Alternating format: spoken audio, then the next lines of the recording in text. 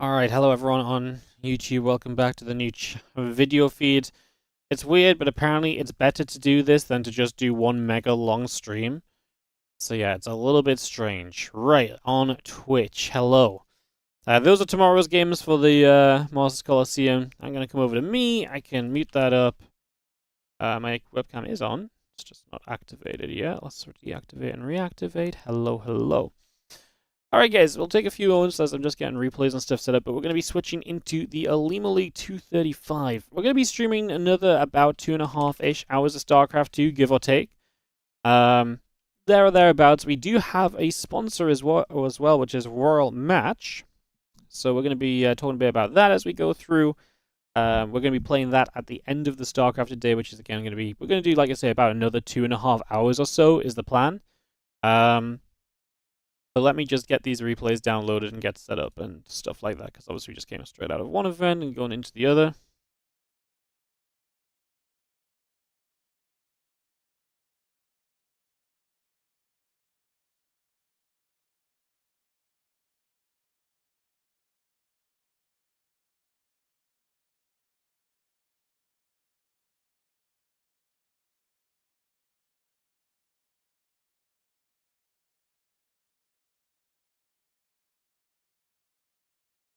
Cool, cool, cool.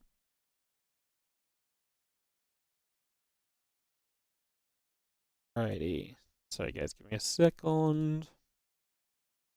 Get some stuff in the right places. Have to download the replay pack as well. Open my StarCraft and things. All the things we have to do for StarCraft now. Crazy.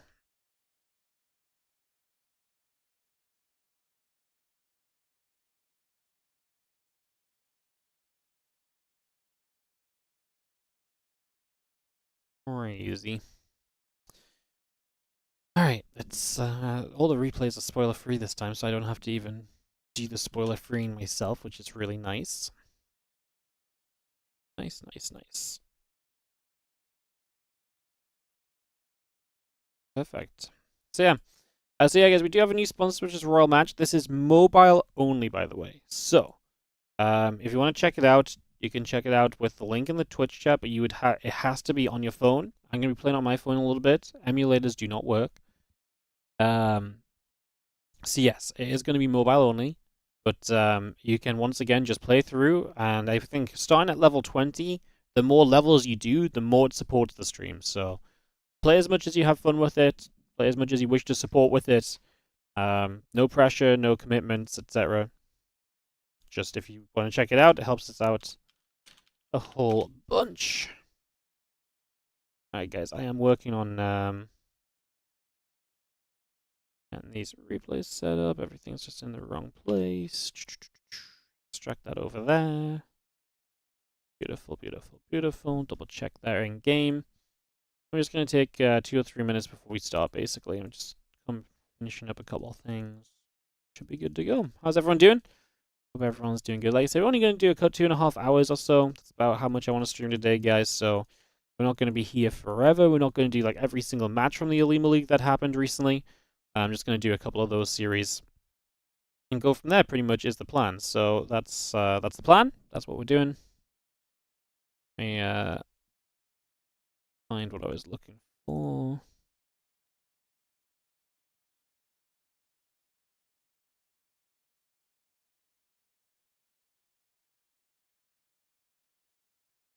Cool.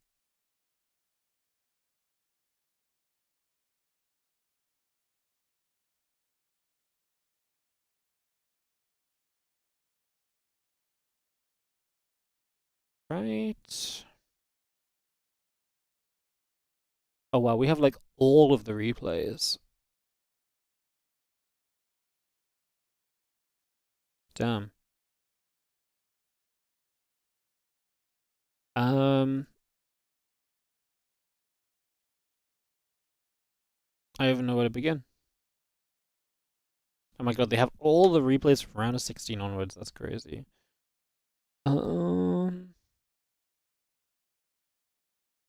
Maybe we start with HARSTEM Classic from the round of 16. I don't think we'll bother with round of 32 if we've got like a whole selection of round of yeah, we've got a whole selection of like round of 16 replays to cover. I think maybe we'll just start on the round of 16. We'll do one from the round of 16. I think HARSTEM Classic looks the most fun here. Maybe Skill of Shin is pretty fun as well. But like, I don't want to make this go super long, right? So I don't want to be overcommitting to games, basically. That's the tough part, trying to figure out or guesstimate how much we should do from earlier rounds. We're gonna fit quite a lot in before freaking Spirit and Reno took forever. Let's start with HARSTEM versus Classic, and we'll just go from there, I think. We'll just do HARSTEM Classic round of 16, get warmed up a little bit into Olimoleague, and then we'll switch on over to some of the other things. Does that sound good to you, guys? Does that sound fun? Hopefully. Sounds pretty reasonable. Nice. Cool.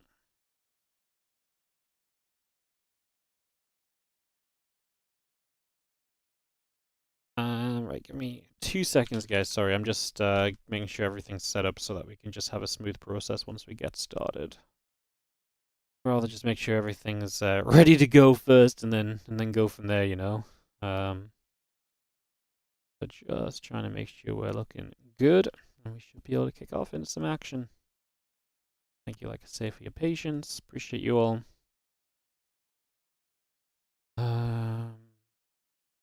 Cool. May I ask if I'll keep going with the team game tournaments? Nope, they're over. They were. Someone sent me money to run those, and that money has been used. So we have no funds to run team tournaments anymore. So they are done, and will not be making a return, unfortunately. Yeah. Right. All right. I think we're good, guys. So welcome to some Olimoleague coverage.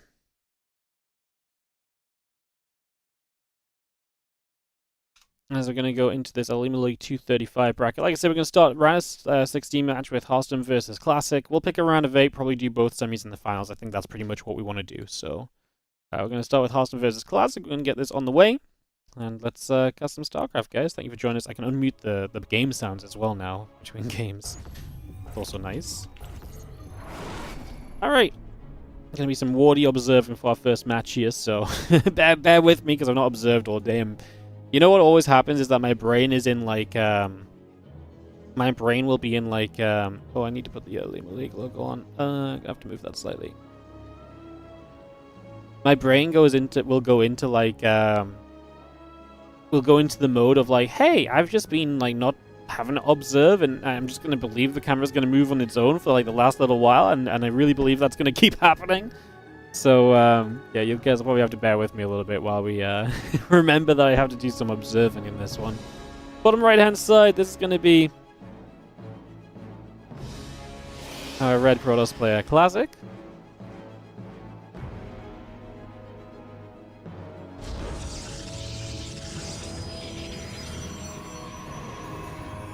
And the bottom left-hand side, our Green Protoss player is HARSTEM.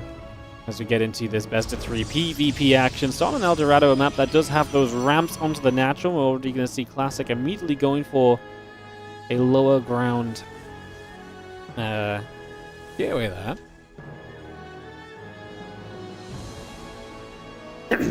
So that's going to be last expansion or so, getting ready to rumble.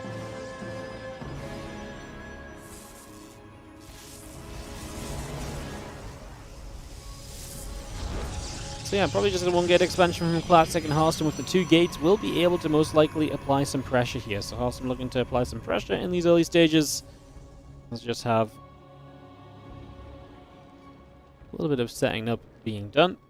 It's going to be having our cyber cores coming through. Again, the gateway coming out, the pylon coming into play. A little bit of everything coming through as well for the moment. As, yeah, we just take a few moments. We'll see what HARSTEM wants to do about the fact that Classic is most likely trying to fast expand here. There is absolutely a question to be had about whether you want to let him do that or not. So, yeah, that's definitely going to be a question mark here for a little bit. As you just have the probe and the zealot coming across, getting involved for a few moments and getting into some action. So we get that up and underway. Probe going to be chased around by the zealot for a little bit, so that's going to get punched over the other direction as well. And we will just go from there. For the next few moments, that probe comes back around. Gonna head over to the right-hand side now instead. It's just gonna go get in the move along. And yeah, a couple of stalkers coming through. Just gonna be seeing the Stargate and the Nexus coming online as well. The Warp Gate continuing to produce as we speak here. So again, just a little bit of everything coming about to start things off to get this all underway. Probe still coming into the center. Got the Stalker coming over. Make it a couple of Stalkers, in fact. They're both gonna be heading over here. And yeah, our Proby is just going to drop down a little cheeky pylon to begin with. Awesome. Again, extra gateway, a couple of sentries coming through, so that's going to be 3 gates of pressure at least, probably just a 4th gate here, and a straight up 4 gate to try and bust down this position if I had to make a guess as to where we're taking this.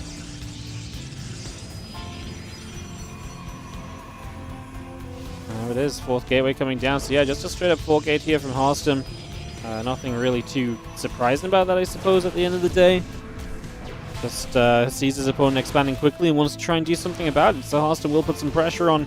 The Stalker's going to step up toward this ramp, and already is taking some shots. The Stalker here going to fly back from Classic as well. Also going to just try and come back the other direction as we go back and forth.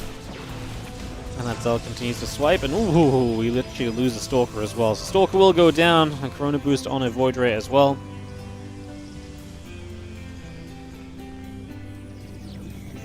And yeah, we take a few moments. Couple of probes still coming out here from Classic. The Void still building. The Gateway finishing on that low ground. This Oracle got across the map, but didn't find much. Obviously, with the Void Ray out, the defense should improve here massively on the side of Classic. So that should start to look a whole lot more comfortable. So gather in together. HARSTEM is going to go for this ramp, though. Popping the Guardian Shield. Tries to get the Void Ray, is not able to. Sentry's still leading the charge. Up the force field, so the Stalkers can't retreat as well. And that Void Ray, still trying to put out some damage, is now going to get jumped on once again. He's going to take a few more shots, is going to go down. Second Void Ray about to spawn at least. However, we still have a decent Stalker count here, and HARSTEM will have 4 more Stalkers shortly from a warp in, I'd imagine. Batteries don't have a lot of energy on them, so it doesn't even matter that we're not one-shotting this Void Ray or anything, because we are actually going to be able to out-DPS the batteries. Batteries out of energy, and now with the second Void going down and this pylon dropping, we're going to be in trouble. Both pylons full, Gateway and Stargate production is going to be lost. We pull the probes, we do not kill pylon 2 just yet. Going to be happy to kite back against the probes instead, but that's not going to last forever. We step back forwards, and HARSTEM coming in swinging, and he's going to swing himself into a game 1 victory, I think, because he's going to knock down that pylon. This Void Ray will not get out.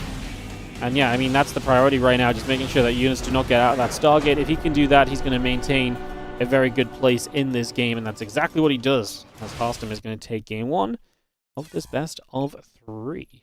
So, and it is best of 3. Obviously, we just had some best of 5s in the other tournaments, so good to just remind ourselves what we're working with in this one instead.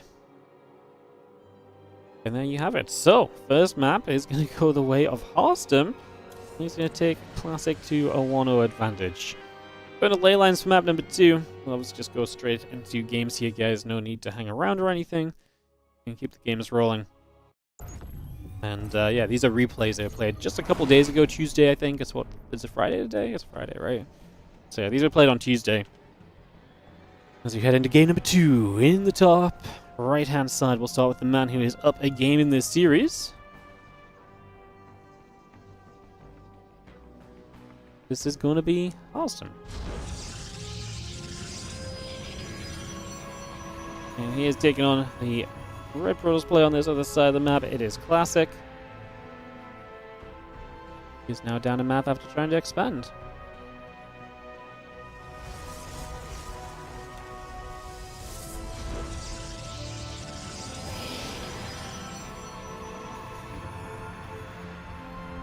Guys coming through, probes in production, chrono boosting on that Nexus, and those gates settling down here as our assimilators come up on both sides. Again, the gateway is producing in for the moment, probes producing, assimilators on the way.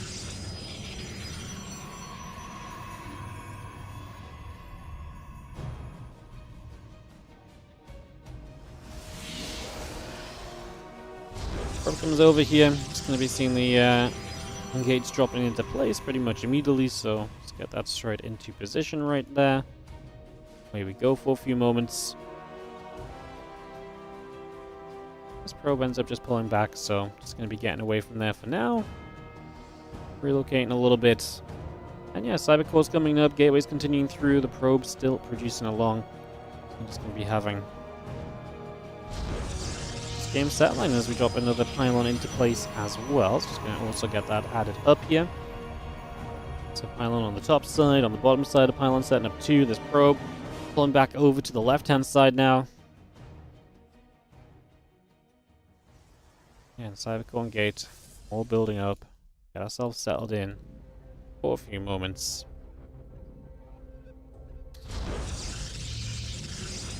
When is Shin playing? I don't know. I don't know if I just picked a few players' names. I don't even know what we're going to cast. So the few player names in the bracket title, I don't necessarily know who we're going to cast. I put HARSTEM in there because I knew I was going to cast him, but the rest are just guys I assume are going to do well. Hopefully Shin makes it far enough that we get to cast some of his games. Would like to see some of those. As we just have the Peral continuing across. A little bit there, scouting around, seeing what's up.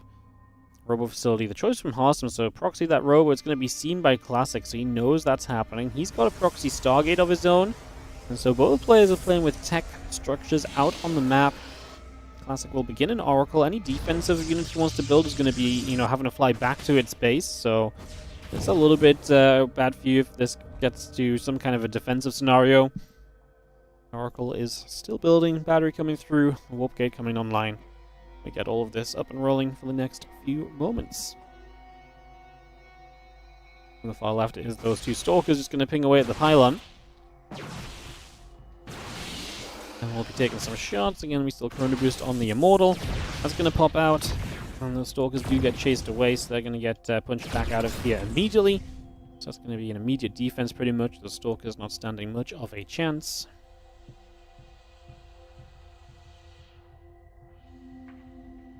And again, Prism and the Warp Gate both continue to come online. The couple stalkers going to chase this other stalker down.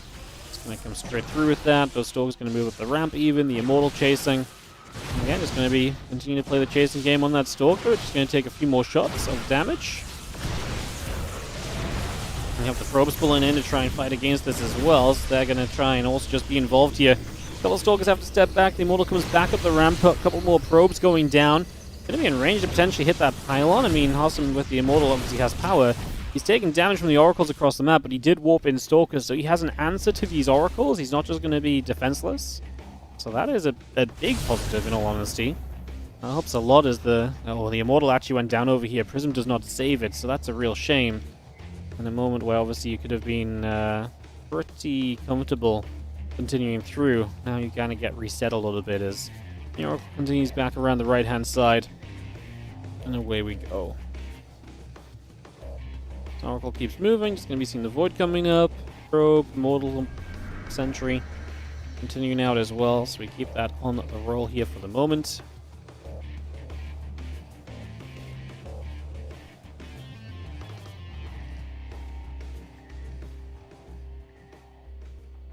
And Immortal building up. The pylon on the way through. We have got the Prism coming back into the bottom left-hand side. Gonna have ourselves the two Stalkers and the Immortal swinging away. Assimilers take some damage. The Void Ray still building up. Prism will reappear, try and help out. Obviously should always be able to evacuate some of the key units with that. So have our probes coming through. A couple more sentries get warped in as well. And HARSTEM is going to start playing a bit of a contain. He obviously does have the ability to kind of just expand himself. There's no pressure on the other side outside of what was originally some Oracles coming through, but they have been somewhat dealt with at this stage. I mean, Void Ray coming across is nice, going to depower the Robo. Yeah, HARSTEM's getting rid of gateways too, though, so I mean, both players are making plays on each other. And this continues to be a fairly interesting scenario. I mean, we're going to get rid of both the gates here, so Classic's going to struggle production-wise. I mean, HARSTEM, if he keeps building Stalkers, will have the anti-air necessary to fight against Void Rays as well, which is pretty much his main concern right now in terms of what could happen to potentially make this game very difficult for him. So that should get to be pretty interesting pretty quickly. This Void Ray is still going to go onto the Robo facilities. The Robo taking a few more hits. It's going to go down in the next few moments. On the right-hand side, the Void Ray pulls back over again. The Void's still building up. Stalker's coming through. Having ourselves the Nexus probes battery. All building. The army of Hearst themselves into the bottom left-hand side. And the Void Rays here straight away, just going to jump onto that hallucination, which moves and slides through without many issues at all.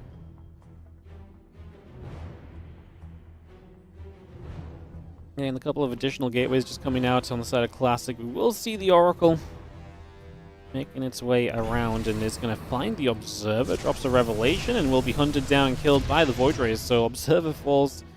Thing is, HARSTEM is still on an expansion and Classic is not. So Classic, we got to do something.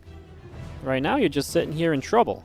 I don't really know what the solution is for Classic. This is not a pretty place to be at all.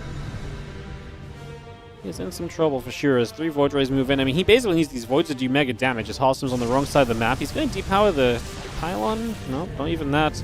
Gets turned away from that plan immediately. Jeez.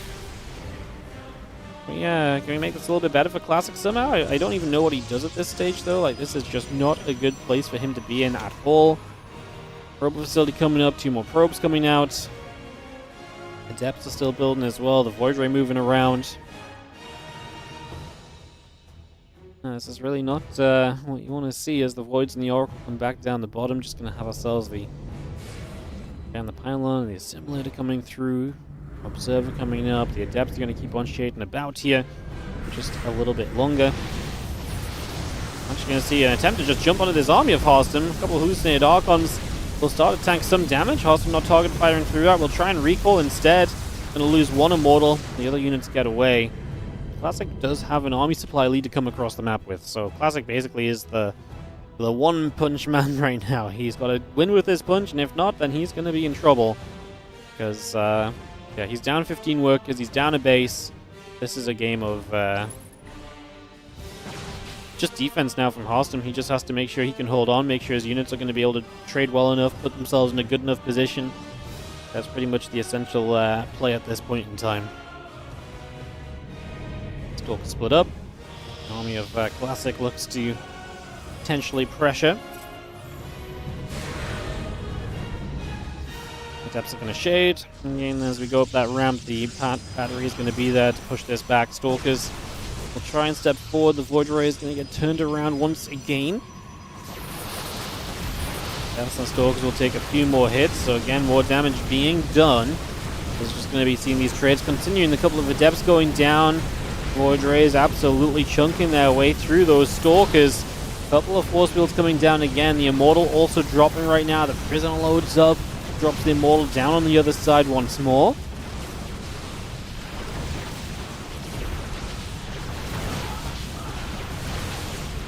It's a defense from HARSTEM. The Immortal's good enough. The Stalker Warpins are slow. And that is absolutely going to do it here for the Captain to take this opening best of 3. How about that from the Captain to take a best of 3, 2-0. HARSTEM is going to go up in this matchup. So there you have that. GG's. Well played, HARSTEM. And that's going to be our first series that we cover here in this Olimoleague. I think I'm going to take a quick break, just go grab a drink. I think we're just going to go into the round of 8, guys. We're going to pick whatever we think the best round of 8 match is. Ooh. What about HARSTEM Zown? You guys want to... Should we follow HARSTEM into his round of 8 and see how that goes? He's going to play Zown. We could watch HARSTEM Zown for a round of 8 match and then probably do both semifinals and the finals. I think that's kind of where I'm at in terms of what we do. Does that sound good to you guys? Just, I know it's a bit more PvP. Yeah, I think that's a fun way to follow, especially if HARSTEM just beat Classic. I think it's a fun one to follow into that has a good chance of being entertaining. So yeah, we'll do that. I'm just going to go grab a drink, guys. I'll be right back, and then we'll go into this HARSTEM Zown match, BRB.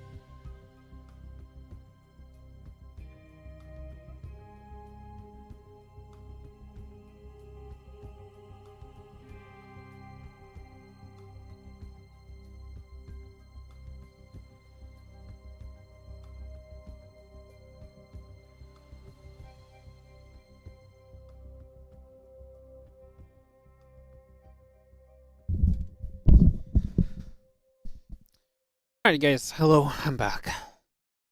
Just give it another... Actually, I'm just gonna mute 1 second while we need to wait for ads anyway, so give me 30 seconds.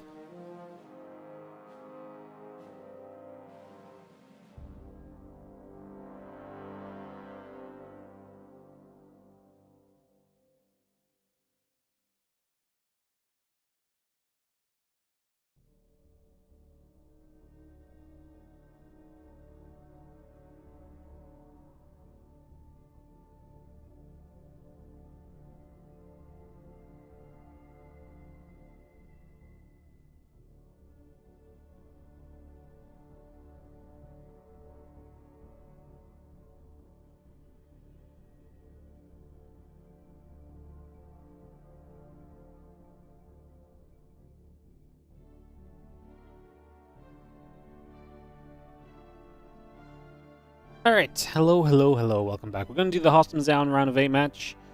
And like I said, we're gonna dive into some of the semi-finals and stuff like that.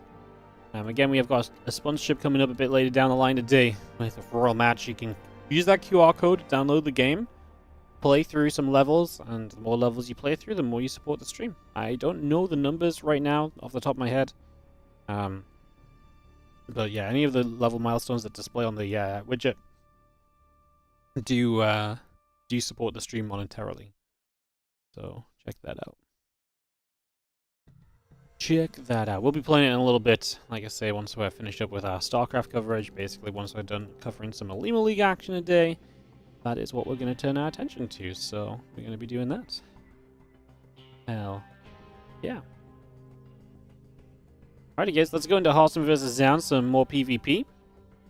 This time from the round of 8 as the captain takes on one of the promising players that has been in the StarCraft scene since he returned from the military.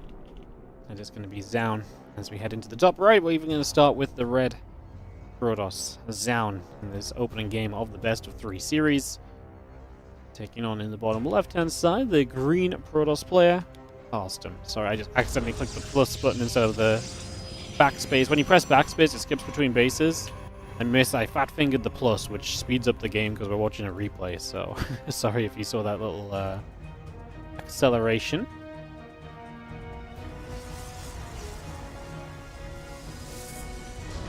Alright, so game number 1 of our round of 8 here.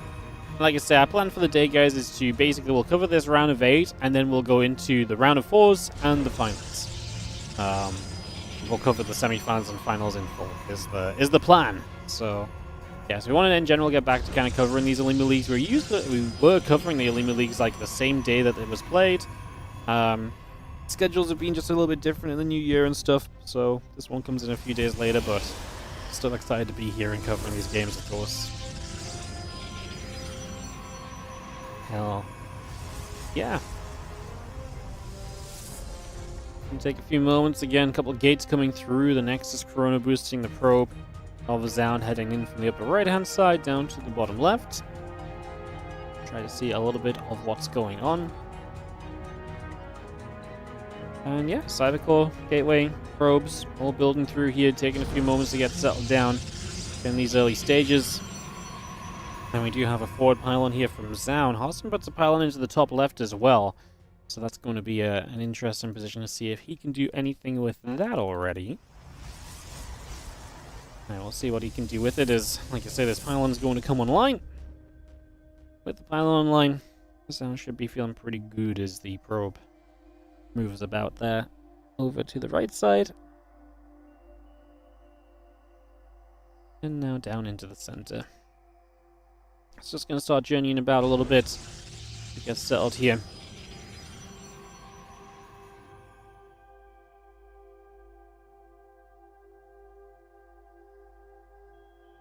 Obviously, scouting being done, but that's just a straight-up very forward proxy rover facility here from ByuN as this probe continues to scout about as well. So, moving this over and seeing where we can get to. So, it seems to be pretty comfortable right away in these early stages.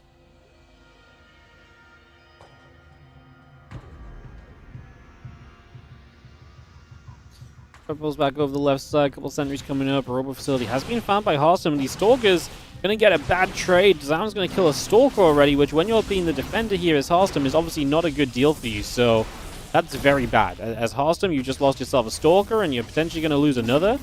This is a very rough start to you in this game, and HARSTEM might already just be in a ton of trouble. He pulls a probe forward, which is hitting this pylon as well. These sentries are going to try and fend this off. New units arriving soon from Zaun. 2 more Stalkers coming from across the map. I actually think we're in a ton of trouble here as HARSTEM, as that sentry gets chased away. This Stalker is going to be taking some nibbles as well. Yeah, okay. This just fell apart. I mean, this was just a horrendous set of trades that does not go in HARSTEM's favor in the slightest. No part of this is going to be okay for HARSTEM. That is going to be GG's right there. Well, pretty disappointing first game, but, I mean, just didn't really have the right set of trades coming through at all for that. Like I say, that was kind of just disaster through and through. Not ideal. Not ideal, but we'll be going to Abyssal Reef for game number 2. Good thing about replays is we can just brush it off and get into the next game nice and quickly and see if HARSTEM can bounce back. Again, no bracket links or anything today, guys. We're covering replays. When we get to the round of 4, I'll be able to more easily tell you guys who's playing and what's going on, etc. But I don't want to look myself because obviously that would involve spoilers, right? So, yeah. So yeah, that's what's going on right now. That's how things are happening. As we get into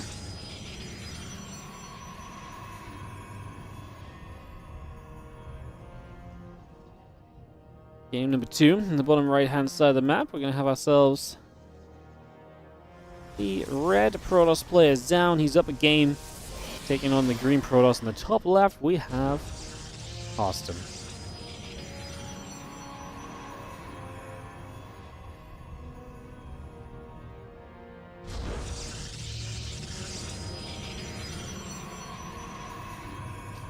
Alright, game 2, the best of 3. As we do have ourselves the probe. Just going to come cruising about here for a few moments. Getting settled in for a little bit.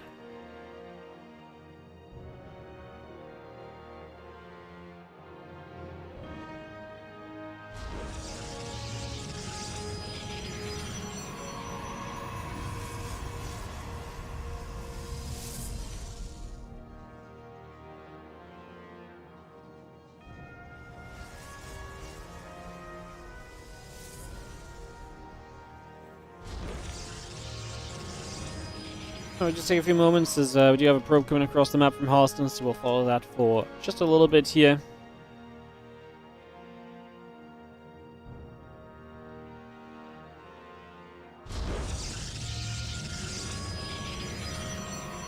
Probe is going to drop that pylon down to that bottom side as well. Just going to try and make something happen with that against Cybercore. Gateway continue to come through for a few moments. Just going to be seeing our probes continuing up as well. Pylon still very much so on its way out. Take a few moments of settling down. That probe, again, continue to patrol. Will drop down the Robo facilities. HARSTEM going to stick to a proxy Robo himself.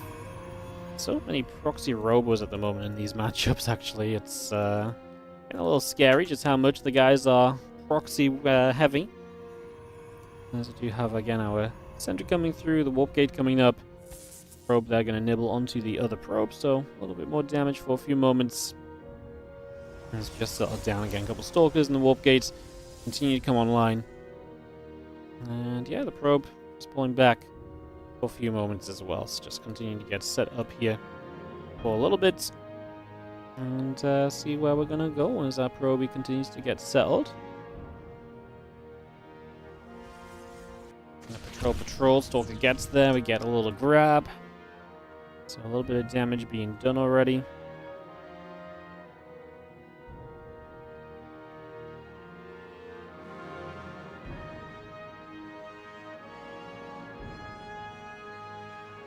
Stalker just comes over to the right. He's going to see the sentries and the Stalker there. Going to go and hit for a little bit as well. So a little bit more damage being done. Getting that battery coming online. It's going to be having the portal popping out from this Robo, and HARSTEM is ready to put some pressure onto this expansion of Zaun. See how well he can do with that here in these early stages. See how well this goes.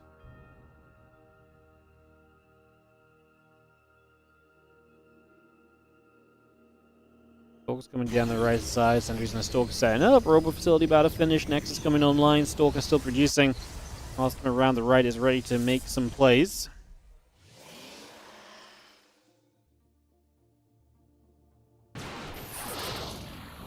Force field drops straight into place, and the Stalker sets up. Robo Bay, Immortal. I mean, I like the Robo Bay. It's always a fun follow-up when you see these kind of situations kind of coming into fruition, so I was a little bit of a fan of it. Let's just have the Prism loading up a couple units there. They're going to come back the other side. Again, Immortal's coming through, the Adept's coming online. Force field goes down, a couple more Force fields get put into place, and again, the Prism loads up and pulls back once again. Down toward the natural, these other few units, Stalkers and the Sentry still gathering together.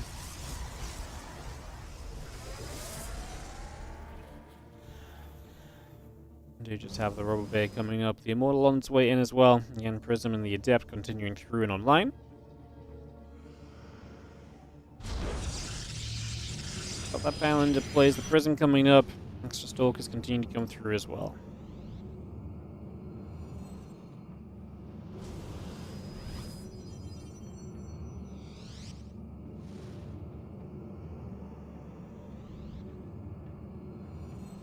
Another unit just warps in. Actually have the Prism trying to harass in the background. Uh-oh, the Prism actually very low. And those couple of Immortals are kind of stranded because the Prism's so low, so the Prism gets shot down, and now the Immortals are going to die. HARSTEM trying to get fancy. But losing the Prism and 2 Immortals is going to do a lot for you.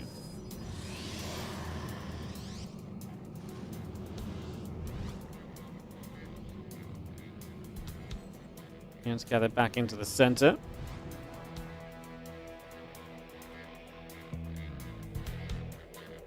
Set up once again. Just going to be seeing a couple of units coming about. Just going to be seeing the Immortal and the Stargate coming up as well. Hallucination pops. Just going to be seeing HARSTEM. I mean, at this point, it's pretty rough.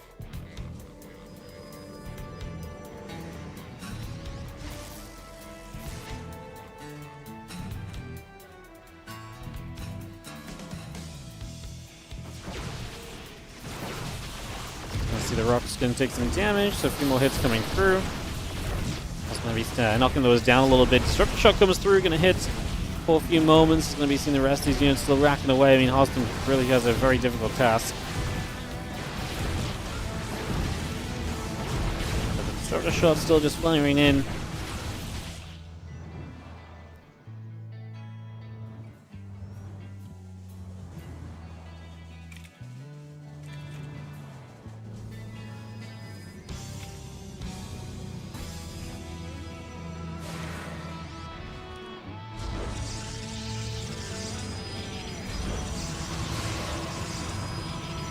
We're going to try to shape through. Just going to be seeing these Phoenix shots going to come out onto the Prism for a few moments. So Prism will take a couple of hits just for now. A few more shots coming about.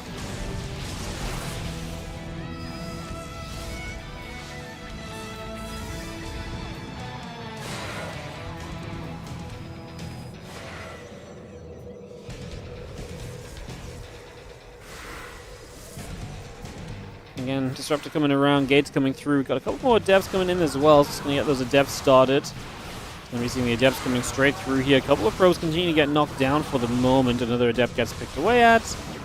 Battery continuing to heal up those Adepts as well. And we just have ourselves the Disruptor continue to come around. HARSTEM tries to make his way up. I mean, the Disruptors are such a great addition because they can be so fun, but the Stargate and the Phoenix play really does a lot to shut that down. That is actually a pretty good Disruptor shot.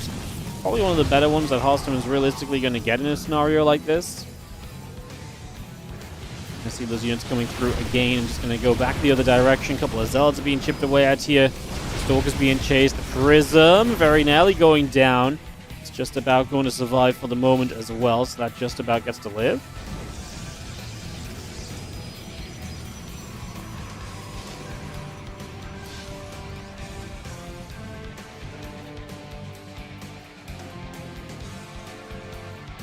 Surveillance just coming through. Again, the Stalkers and the Immortals gather up together. We have ourselves the Phoenix coming about. Gateway coming over. Continue to press up this ramp for a couple more moments and seeing what we can get done.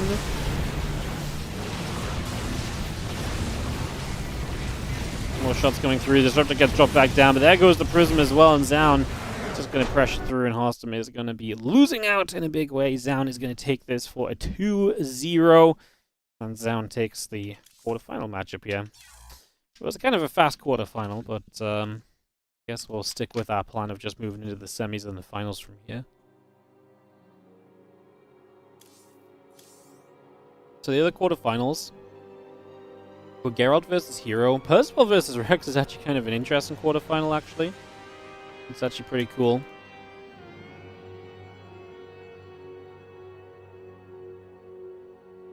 So that one's pretty interesting.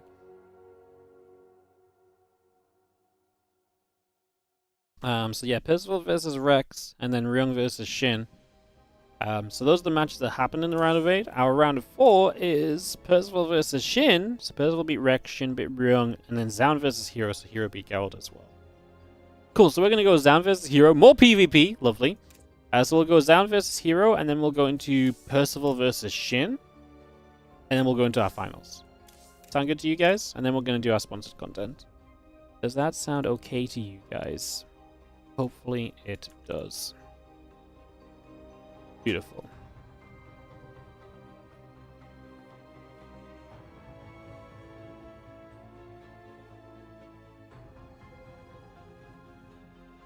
Alright, perfect. I'm going to go into Zaun Hero. I just got to run some ads, guys. Those long games of Rain or Spirit really killed our... Usually by now we have like some good kind of built up like ad revenue stashed away or ad timer stashed away. But because the earlier games were so long, we've not really been able to stack up any kind of ad time. So unfortunately that means that a little bit behind schedule in that regard.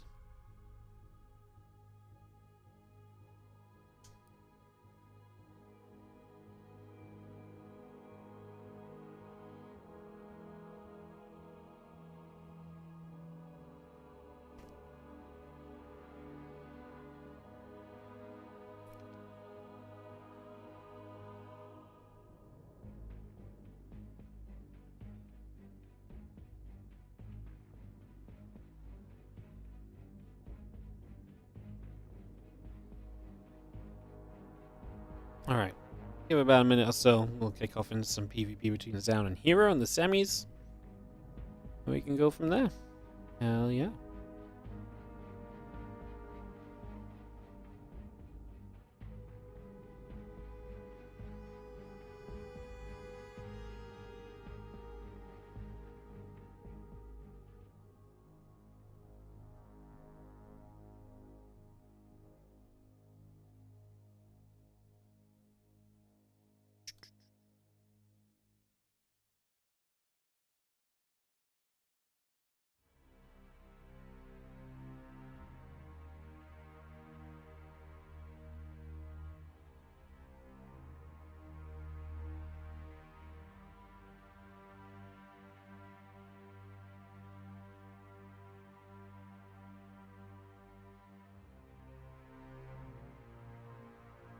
This was so good.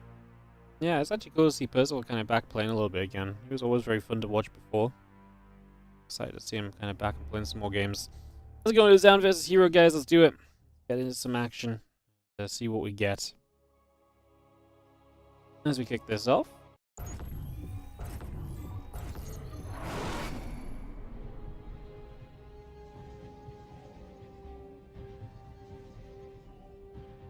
Let's do it. Alright. I have an observer now as well, so you guys don't have to suffer through my observing. Perfect. Alrighty, guys.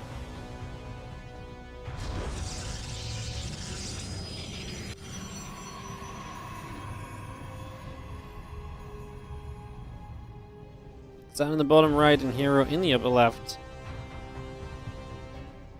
As we get into game 1 of this best of 3.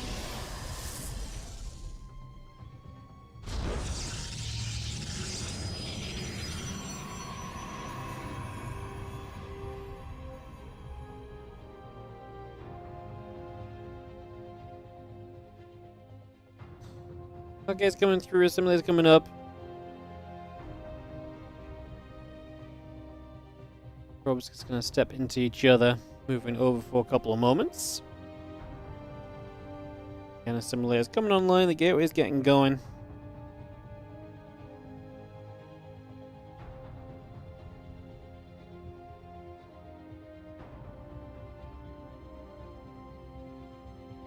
Get ourselves set to roll here for a little bit. See where we're gonna go. Just gonna be having ourselves the gateway finishing up. A couple probes are gonna be coming through as well. Probe nibbling up for a little bit. Let's just see our probe taking some damage. So a couple of shots coming through. Our carriers are the thing in PvP. If the game goes long enough, I think most of the time if you see carries in PvP, it's a remnant of like a Phoenix versus Phoenix game. Makes it a bit easier to make a carrier switch just because of obviously how that matchup then develops a little bit. So yeah, probably something along those lines if you end up seeing carriers. Is the most common occurrence is probe chases the probe, the Zeld comes through. Just gonna have ourselves the probes continuing across for a few moments, and it looks as though getting ready to build some expansions here on Neon Violet Square. The Zeld gonna hit the pylon.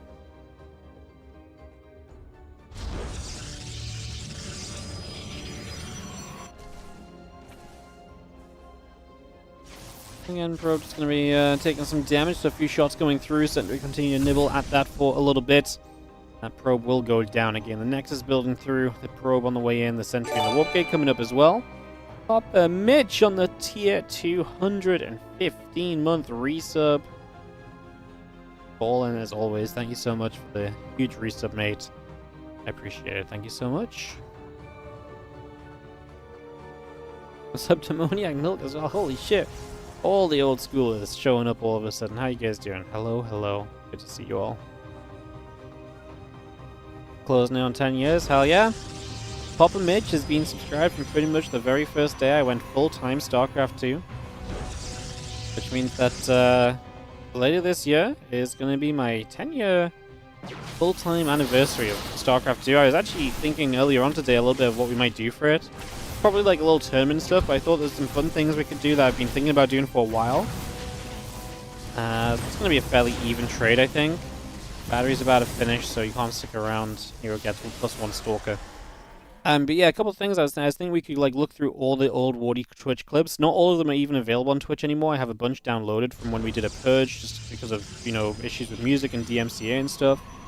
So I have a bunch of those downloaded that we could look back through, plus like the clips that are still on Twitch, so I thought that would be kind of fun. There's a few things I was thinking of. It'd be a pretty fun, like, 10-year celebration.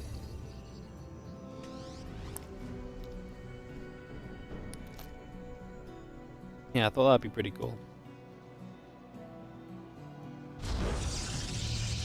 There's more than just slowly as a moderator.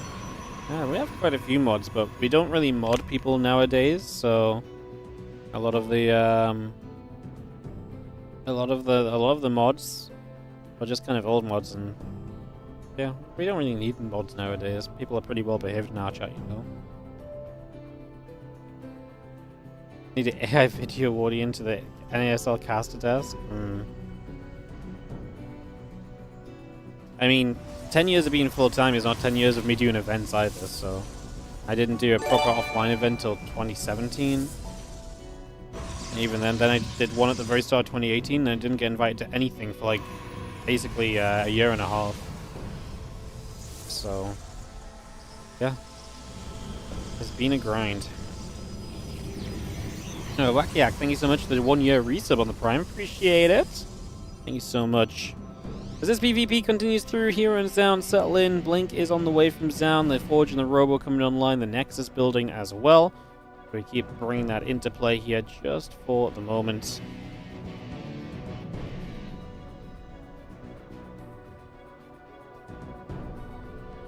These Stalkers continuing across again. The Blink is on the way through, and we'll have that Blink finishing up. Charge on its way in as well here on the side of Zound. So we got that charge coming through, the extra gates coming up, the Forge is about to finish. And our Stalkers are just going to go and think about poking away onto that natural group of units, but they don't in the end. They decide better against it. As, yeah, charge and +1 both continuing into play. The extra gates continuing online also, so we continue to bring all of this up and running. As, yeah, the few Stalkers coming up that left-hand side.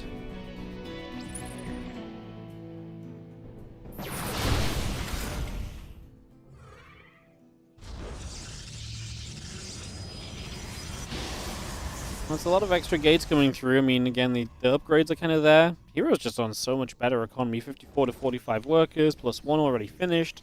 Hero's position in this game is so much better than... yeah, it's so much better right now than Zoun's, honestly. We'll see if he can kind of follow through some fights to clean up on that, or if this is going to kind of settle down a little bit again. There's really kind of a couple of options here where this can still... a couple different ways that this can still go. So they're moving about, having a little bit of a peek to see what's going on. Stalker on the low ground. Gets taken out already as well, so that's just going to get picked off. Still got our Temple Archives coming up as well. Let's bring that Temple Archives through now. Immortal on the way. +1 attack coming in. Again, charge and +2 attack also being added on for the moment. There's extra gates coming through. These 3 Stalkers stepping up to the front. Just having to think about if they want to try and make something happen or not.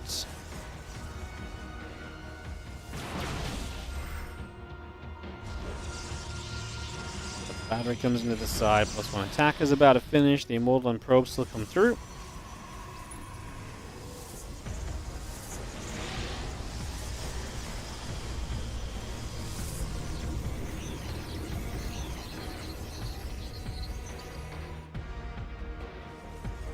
And +2 attack coming in, the Archon coming online. Again, Nexus coming through, the couple High Templars coming up.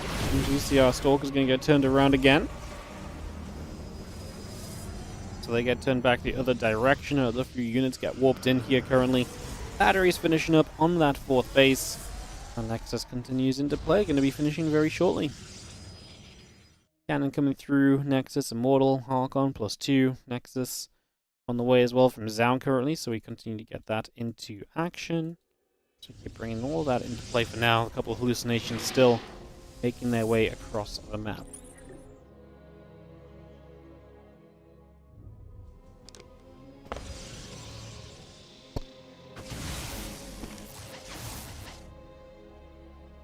Those hallucinations, again, just taking a few nibbles, taking a little bit of damage here and there. The whole point of this right now, though, is to still, for the most part, be contesting to see and continue to find information, basically. So, continue to try and do that. +2 attack on the way out here from Zoun as well, so that continues into play.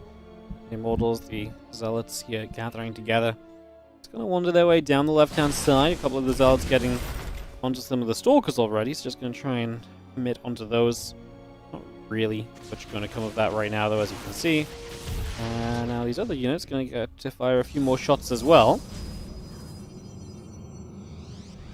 My Templar's warping. I mean, Hero has, again, just been ahead at multiple points this game. He's about to have +1 armor as an advantage. I mean, to be fair, Neon Violet Square is a pretty defendable set of bases, so very difficult to kind of, you know, truly just attack into that, which probably has deterred Hero from trying to take advantage of the position here.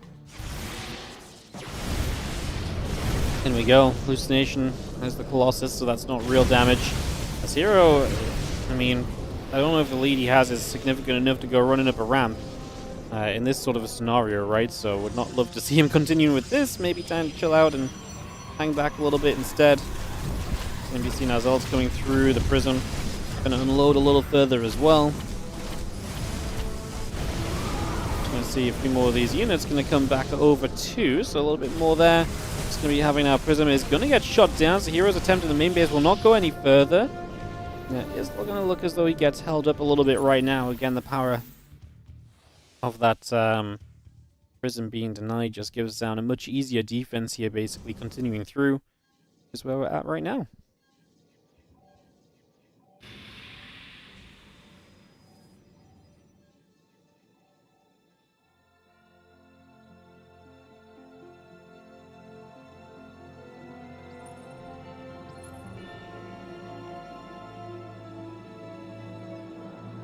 Mortal Archons are going to relocate here, going to work around the right-hand side instead. He's on his way to Disruptors, so he has continued to tech up that army. Bringing more Disruptors into play is going to do a lot for him. Very likely puts him into a very strong position as a couple of Zealots just going to get a clean up there. The couple of Stalkers and the Archons continue to come through.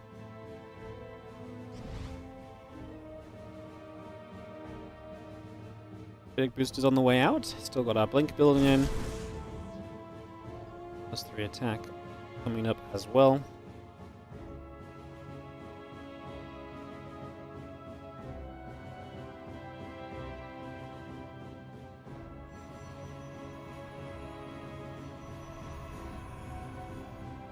When he comes over to the left-hand side, just going to relocate a little bit. Again, Zealot's Knight Templar is going to continue to join up. There's an Archon morphing in as well. Just going to bring that straight through. As this army of Zaun heads towards the upper left-hand side, so we are going to see that coming straight across the other direction. Oh, we got Disruptors as heroes, so if Zaun gets aggressive, Disruptors can have a lot to do here.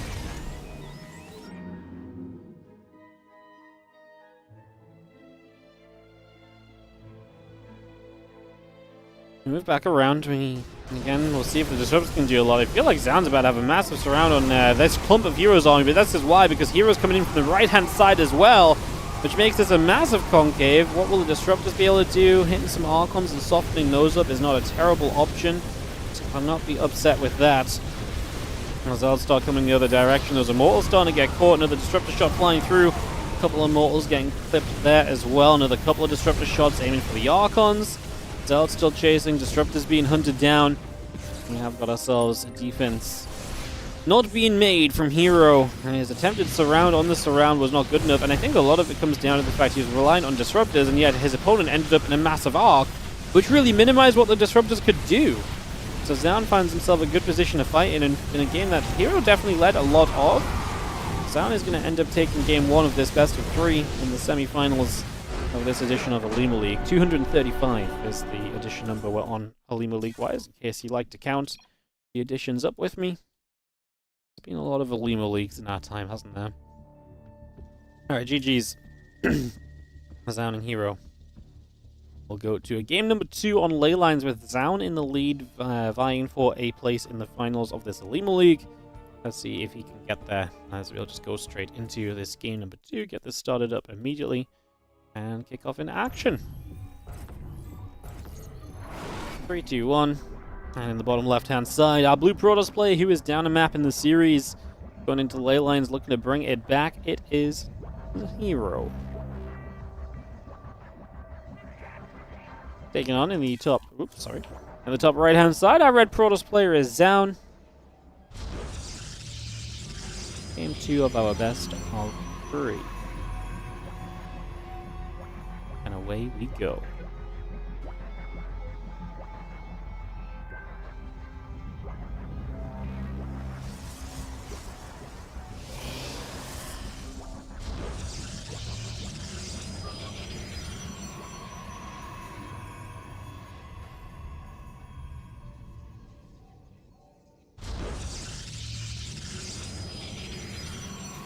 As I'm going through, next is coming up. You're going to see this probe wandering forward as well for a few moments. Looking to see what's going on. Just going to cross by the pathway of another probe. And again, gates going through. The assimilator is coming up. Probe continues down to that bottom left-hand side. And again, a few gates coming online. We get to settle in here for the foreseeable future.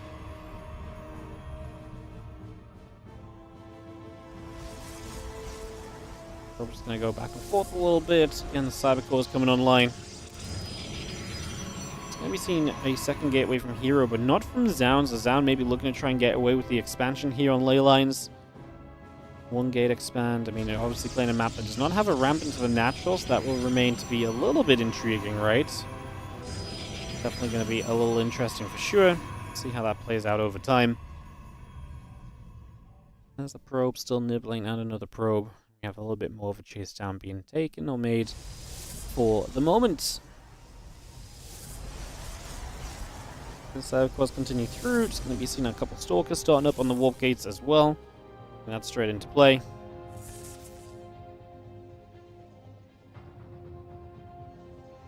And yeah, a couple of nibbles. We'll just continue up right there, going back and forth. Sentry Stalker coming out of the warp gates.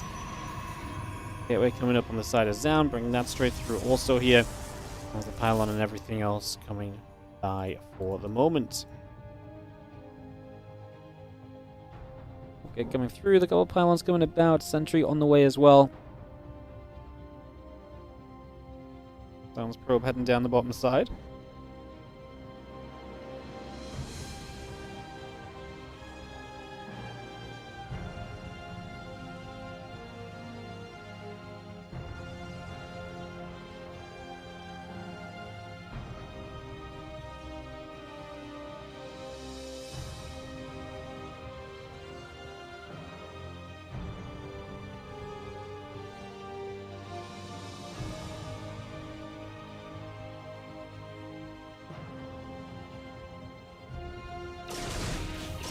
Hallucinations will clash. Again, information will be gathered as both players playing the sentry. Both players are going to expand here, just going to deal off the 2 gates.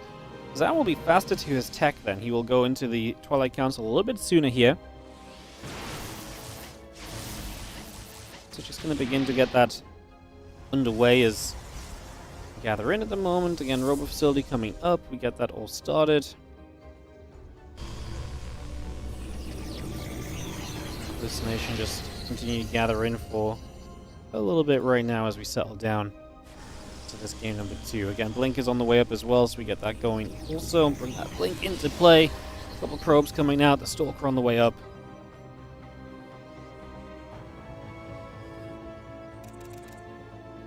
Units poking at the front, Stalkers and the sentries gathering around to try and poke in a little bit.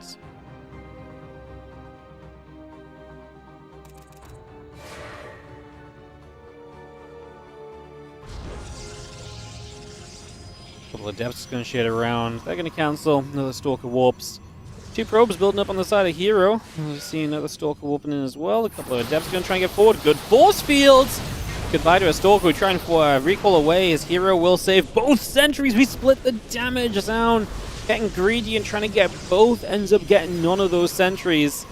And a couple of Adepts trying to get some damage done as well is not exactly going to be the biggest success stories either. So not too much gained right there. And we've seen the Stalker Sentry now poking up this ramp. The Adept will take a few more shots of damage. Stalker popping in again. Blink coming online. Couple probes coming through.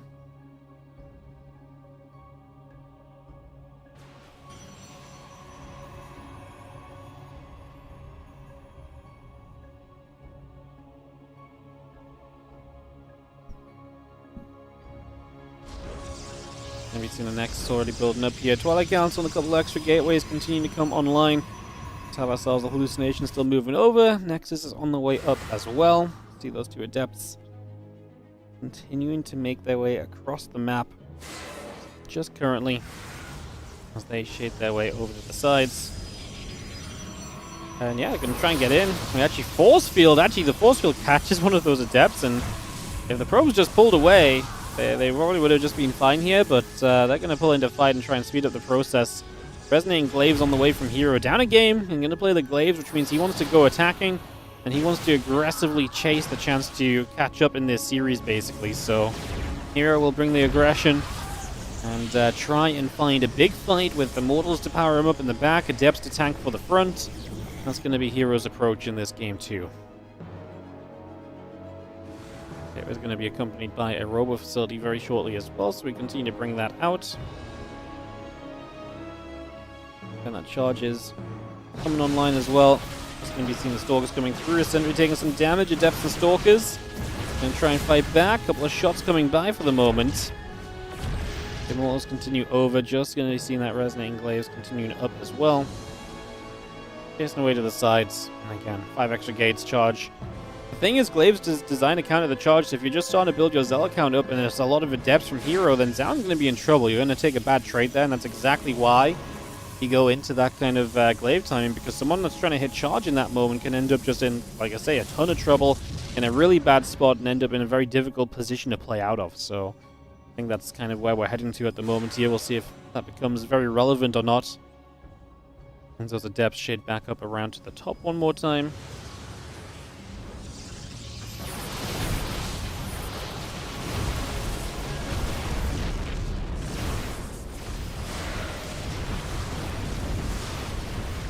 Seeing the Adepts continue to come through. A couple of Mortals going to set up as well as... Whoa! It's a Royal Match level 20. Thank you so much as our probes continue to drop. So a few probes going down. The Adepts and the Stalkers coming through. A few Adepts are going to shade by again. A couple of Force Fields will go down to accompany this at the front here. And we are going to commit in. Guardian Shield's coming up. The Immortals are going to step forward. We try and get the Prism. I mean, Hero flew the Prism right back into his opponent there very unnecessarily. GG says Zaun, though. Hero has enough. That is going to be game 1. Game 2, sorry, going to Hero, which means we're tied up 1-1 in the best of 3. Thanks so much for hitting level 20 on the Royal Match. I was going to check, actually. So basically, guys, we have another sponsor. Same as last time in terms of Same as last time in terms of how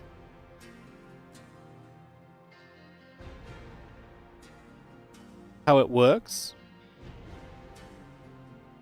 So in terms of like playing the game basically earns us money for different levels that you hit. So basically,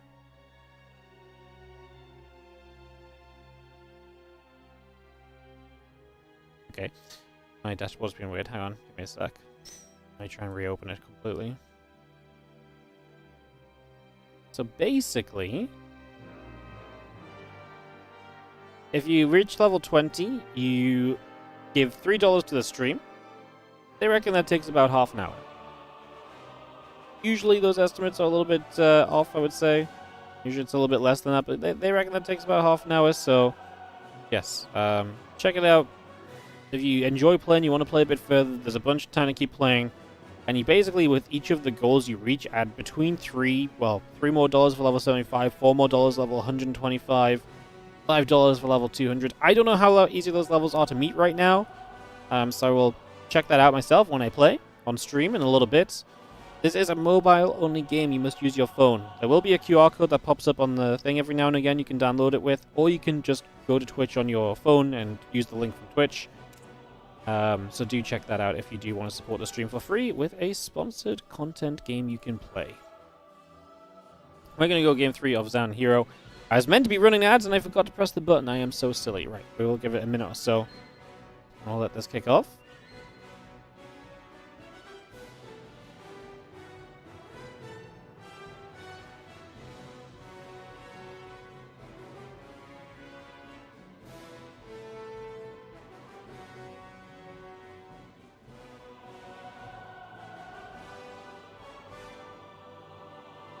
We'll get ready for this game 3. We'll start up in about a minute or so, guys. We'll just give it a little bit of time for the ads to take on over. We can go from there.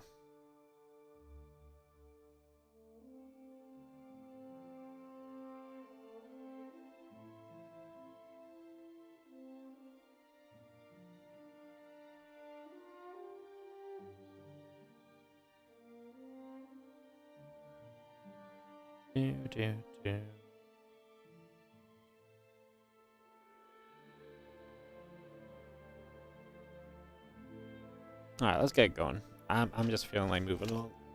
Just need a drink.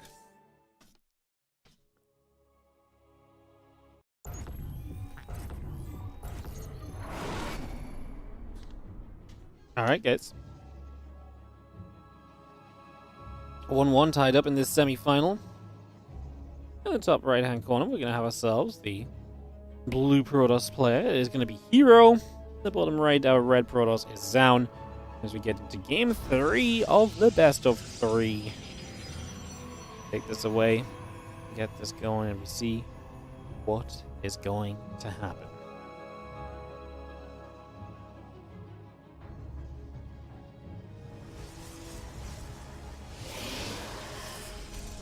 Pro gets to the front, drops down a gateway. Wow! Could have, could have predicted that one a little, couldn't we? Unexpected plays made. We have gates and simulators coming up. Just have the probes continuing through as well, so we settle ourselves down for a few moments. Nothing too crazy just yet. Take a little bit of time to settle into this, like I say, and get steady. Probe keeps moving through. It's going to be seeing our probes coming up and online. The assimilators coming in as well. So far, so good. I think I'm going to just do some scouting. We'll see if we see 2 gates each, or if there's going to be a different route of playing this. Once we've seen a little bit of expanding so far in the PvPs today. A little bit of 2 gating. Players are definitely mixing it up and doing a little bit of everything, it feels like.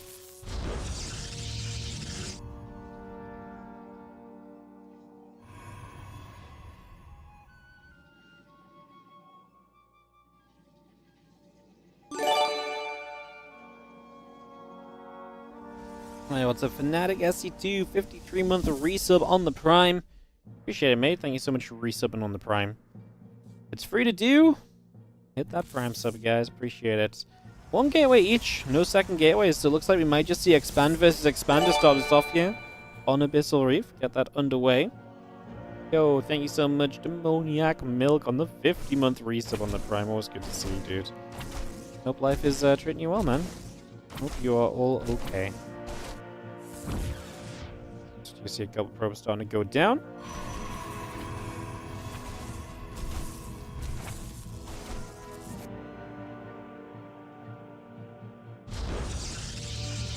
Nexus will drop into position. Just going to see the Stalker still going after the probe. Probe's going to take a few more hits.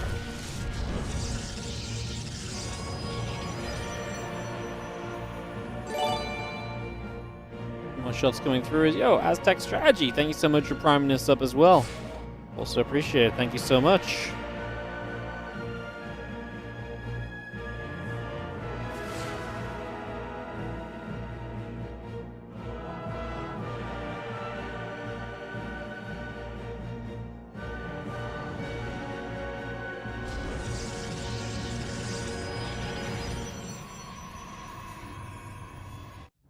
So we're going to be there, Deb taking some shots.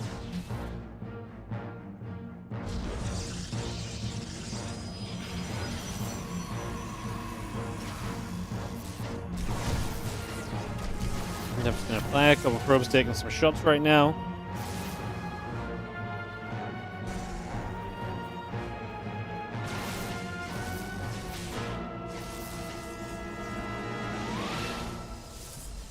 And see again that Twilight Council coming through, the gateway coming up, a couple of probes coming in as well.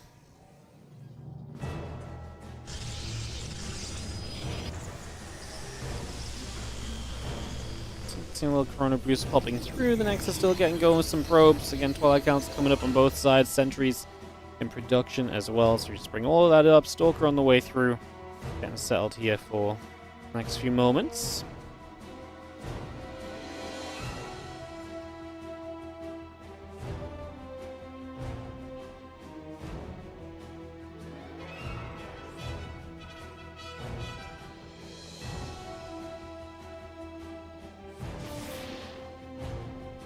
Hulk comes back down the bottom right again, blinking. The Stalker's continuing up as well.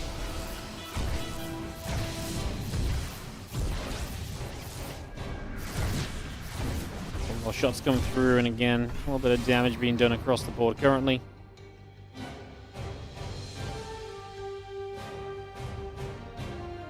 Seeing that Oracle still moving about, taking a little bit more damage as we go. 7 probes going down for down early, though, is not exactly ideal, so a lot of damage taken right from the start.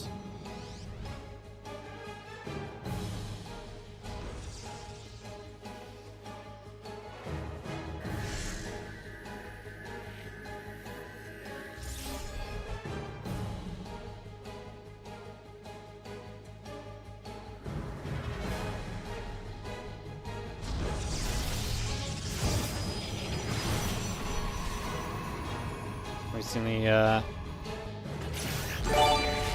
Oracle coming back through for a little bit.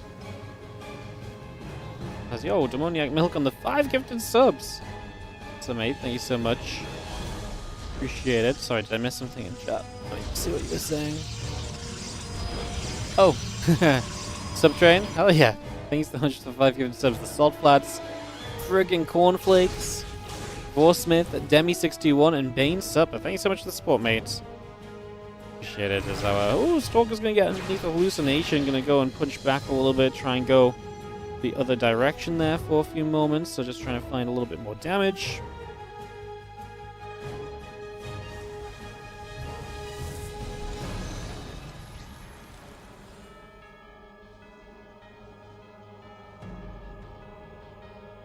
Can be seeing that charge upgrade and the +1 attack still coming through. Robo Facility still producing through as well.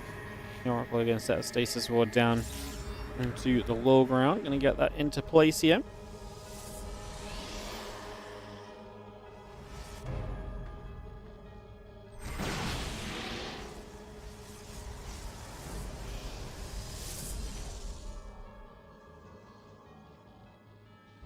And Robo coming up next, continuing through. Take a few more moments.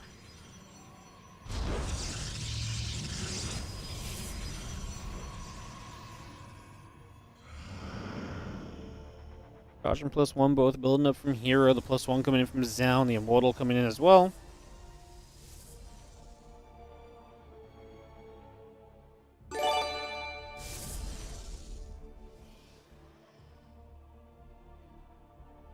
Now what's up, Calibrage? Thank you so much for the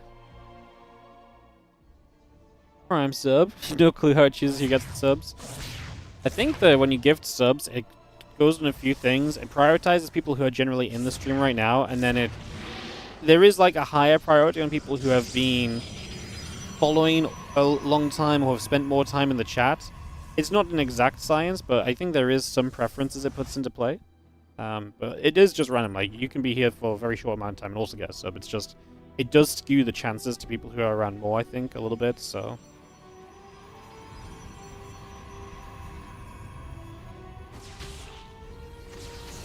Stalker's gonna fire Hallucination, gonna take some damage. Again, Dark Shrine, the Cup-like Gates. The Stalker's coming through the +1 attack upgrade. It's going to be finishing in just a few moments as well, so we'll continue through that. Just going to be seeing the Hallucination there. He's going to get knocked down. There goes a set of rocks as well.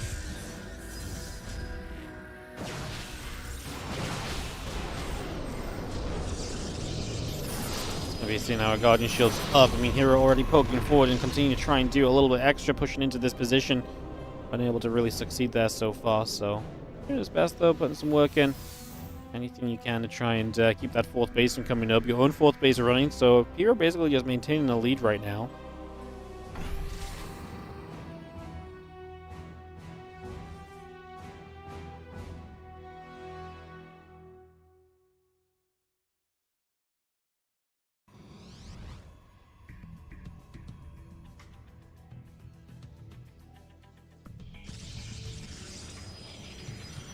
Going to be seeing that +2 attack and a Shadow Strike coming up. That's going to be +2 on both sides of the map. Like I say, Shadow Strike from Hero really getting the things that help you to maintain a lead.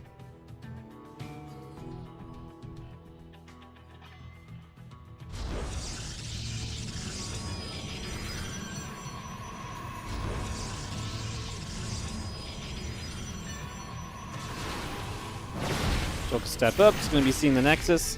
Is going to be continuing in right there. Still got ourselves the Disruptor and the +2 coming about as well. More shots coming over, and again, the Stalker's going to step forward a little bit now.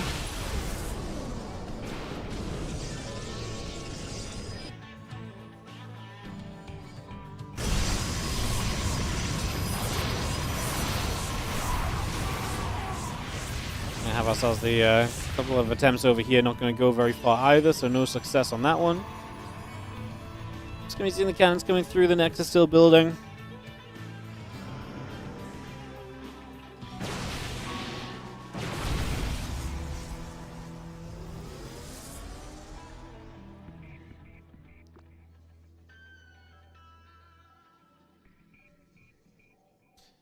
Stalker's into the center. Just going to be seeing the +2 attack about to finish. +3 attack coming through as well.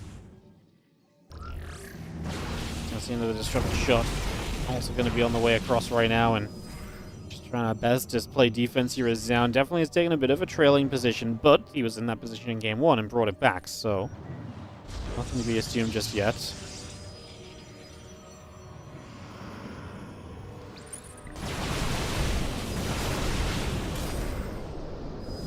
So it's going to be there. We go back and forth, and you just have another Disruptor shot trying to land, but the Stalkers blink away for a moment. It's just going to get straight out of there right now, pulling straight away. And +3 attack, +1 armor coming through. The Robot Bay is about halfway done as well.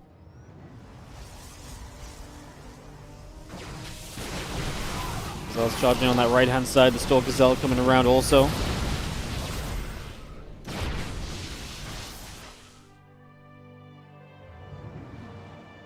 Back around the right again, just going to be seeing our +3, our +1. Both those upgrades continue to come through. Archon's about to finish up. Obviously gives you a lot of opportunities at this stage as the Robobay comes up as well. Mortals, Disruptors, the Zealots join. Just going to see those Stalkers blink around again.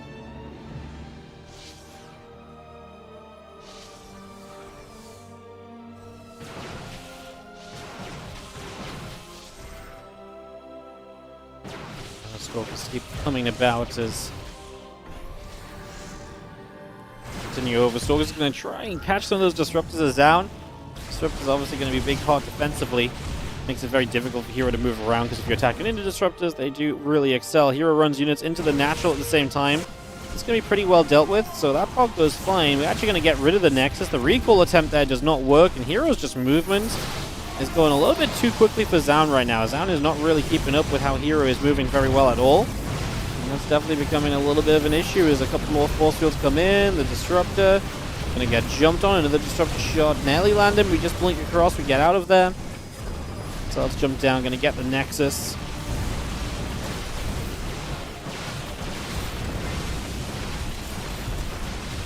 Stalkers will keep on dropping. Damage keeps on being done. Again, Disruptor plus 1 armor. Continue coming through. Plus 3 attack coming in as well.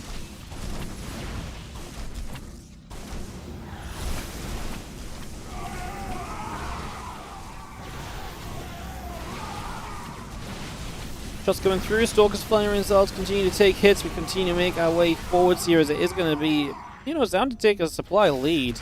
Hero does have the economy advantage, though, in a big way. Knocking down bases obviously helps. The Stays is going to trap a few units here. As Hero is kind of just in a... If he defends this counter-attack position, he should be very much so good in this game.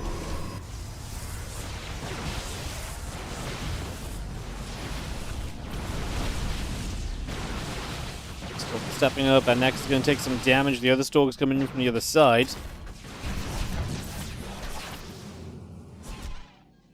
He's going to swipe. The battery taking a little bit more damage. Just going to be seeing the DTs continue to hit. I mean, 10 more probes have gone down here so far. Let's see those trades continuing. Disruptor shot's going to fly through as well.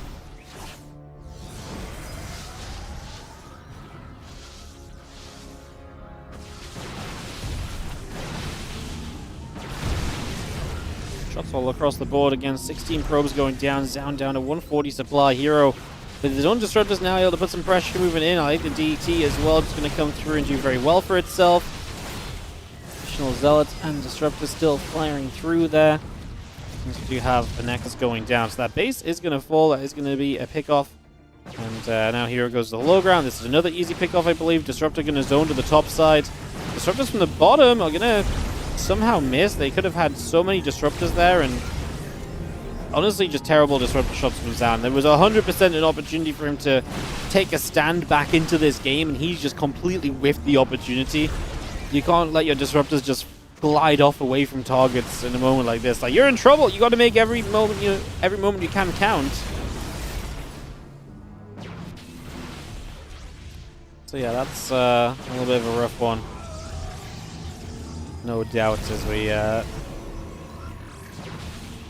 Well, at this point, I think Zaun just is dead. Difficult to really say much else. Down 60 supply. Going to lose another Nexus here.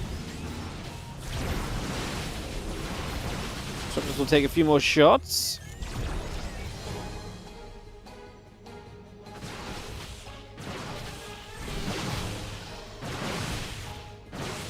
Still just going to continue by. There's going to be a Robo facility that takes a bunch of damage as well. That Robo is going to drop down here. 11 probes, 12 probes going down in the process as well. So that's just going to be all part of what's happening. And again, I mean, we blink forward to Zaun trying to get rid of some of these Disruptors, but some massive connections. Hero is just still going to have way too much, and he is going to take this semi-final 2-1. GG. All right. GG's. Alrighty, that's going to be our first semi-final. We're going to do the other one as well, which is Shin Percival. A little bit excited for this one because I do think, obviously, we got a favorite in Shin, but Percival that's been looking a little bit better lately.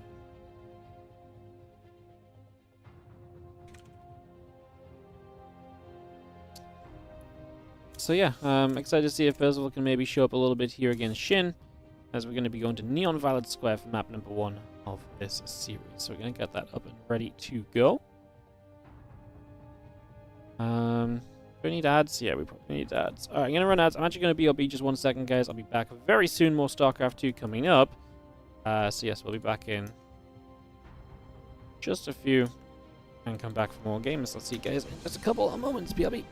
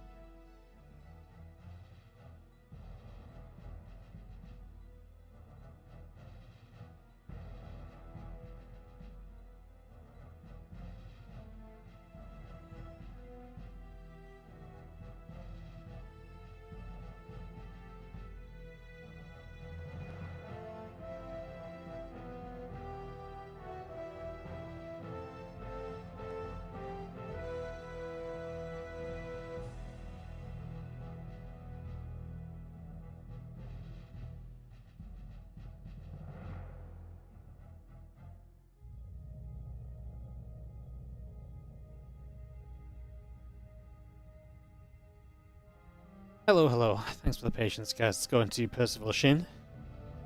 Best of 3 coming up. Lovely. Neon Violet Square. As we go into the top left-hand corner, our red Terran player here is Percival. Taking on in the bottom right-hand side.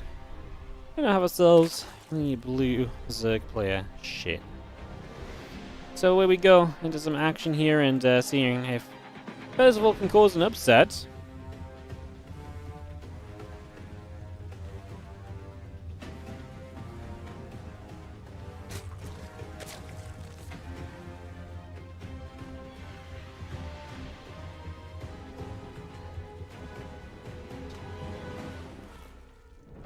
Non-Violet Square to start us off.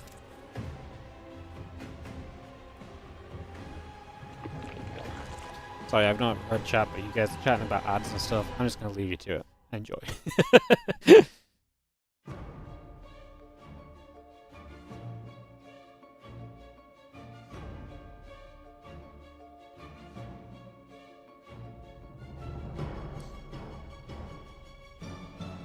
Hi, Ellie. I just came to see you, and now you're here to see me, are you? I don't have food, and I can't play. We are working. I feel like the Observer was showing a logo or something. We don't have a thing.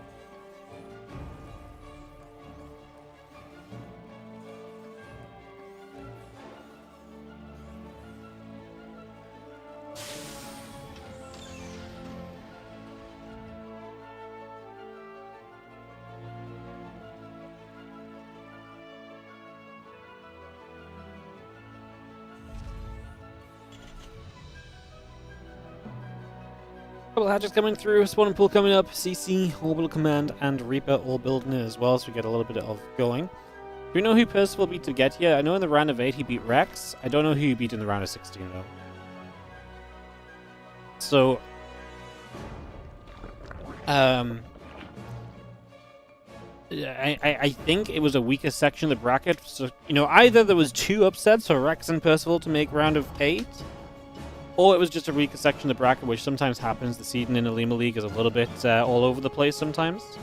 It's a little bit different to our traditional seeding, so sometimes you do get kind of good matchups earlier on, and other sections of the bracket are not quite as exciting. So I would say it's probably just a situation like that that's happened. Nothing too crazy, just, yeah. As Reaper comes across, it's going to go after the SCV scouted. Reaper is going to come through and just fire a grenade. Not going to stick around too long at all, so Percival not overly interested in making this some big fancy scenario. Obviously, I don't mean to say, I mean, Rex and Percival are very solid players on their own, but like, I think if you take the top 8 best players in this tournament, some of them probably died in early rounds because they met each other round 1. Where it wouldn't surprise me if Percival and Rex didn't have an upset to make the round of 8. Like, they could have maybe both had a round of 16 opponent who was just not really a known player. That happens, basically, in Olimoleague. So that's why it's not me hating on Percival or Rex. I just, you know, I think it is a little bit of a surprise to see them both in the round of 8, but it's probably just a section of the bracket, because that happens in the tournament. If they can absolutely cause upsets, I just think it's very likely to be the other way around in this case, so. Rex and Mana. Oh, there you go. Mana's a good player. But I wouldn't say it's an upset for Percival to have beaten Mana either, right? So, you know, like, I think Mana's very good, but I don't think Mana's like a unbeatable player for Percival, you know? That just sort of makes sense to me, I suppose. Yeah.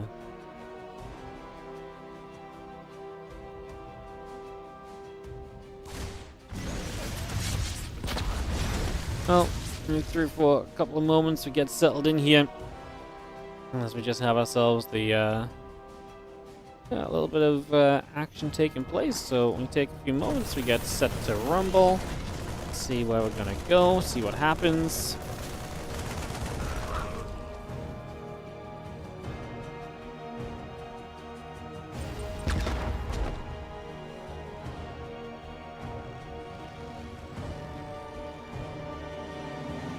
As I asked him back, and the roaches coming up as well, so those roaches especially going to be a little bit of a pressure point for Shin early. It's always fun when you see that because it kind of does a couple of things for you. One is going to allow you to apply some pressure, but B, it keeps it keeps you very safe, right? You know, roaches being out early in this game are going to keep you a little bit safer than a lot of other things would, so that's definitely a step in a positive direction generally for you. As the Hellions, the Reaper. I'm going to go up against a few of those roaches right there and just fire it up a little bit, see what we can get up to. Answer is not a lot just yet. And on we go. On we go. The Hellions and the Reaper back down this right-hand side. Going to hit the Queen for a few moments. The grenade goes down. Queen going to get popped around. Roaches and the Lynx coming back through. The Hellions are going to be there to keep on whacking away at that Queen. So a little bit more damage being dealt one more time. And the Stim Pack finishing up. Evolution Chamber, Hatchery, and Lair. Continue to build into play. 1-1 upgrade is going to be a part of this as well right now. So we get that into play as well. That is where we go for the moment in this match. As 1-1 upgrades continue through. The missile carapace upgrades continue on in. Roach speed comes online as well. All of this continues to come on by. And again, that going for the moment as the Medevacs of Percival will begin to head down to the bottom side of the map here. They're going to be getting across in just a few moments.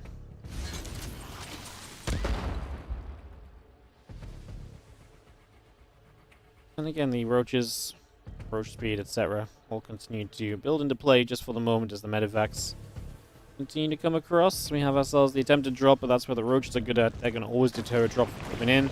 They're not super mobile, but this is a map where the base is pretty defendable anyway, so mobility is not a huge deal, although that is going to a couple of queens going down there out the front. We're going to get all three of the queens. So Percival makes a pretty darn good snag on some of those queens right there. That's a pretty great way to grab things. I mean, good start for Percival in the early stages. Infestation Pit coming online, the +1 missiles, the +1 carapace, link speed, and roach speed building as well. The roach speed especially already very far through at this point in time as well, so we'll continue by with that. Looking cozy for the moment. Again, the Bane Nest starting up, the Infestation Pit will finish shortly. You just see Percival coming over to that right-hand side, Marine Medevac. Going to come straight across there. Marines are going to stem. The Roaches are going to step forwards, and they're going to be there to push those Marines the other direction already. So again, just going to shove them off the other way. Again, the Armory coming through, the Ling Speed and the +1 missiles, the Main Nest and Lings, all of it continuing as this army will settle in the center.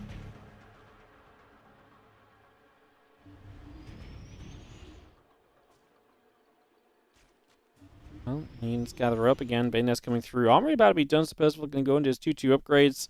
Try and maintain the upgrade position in this game, which is pretty even at the moment.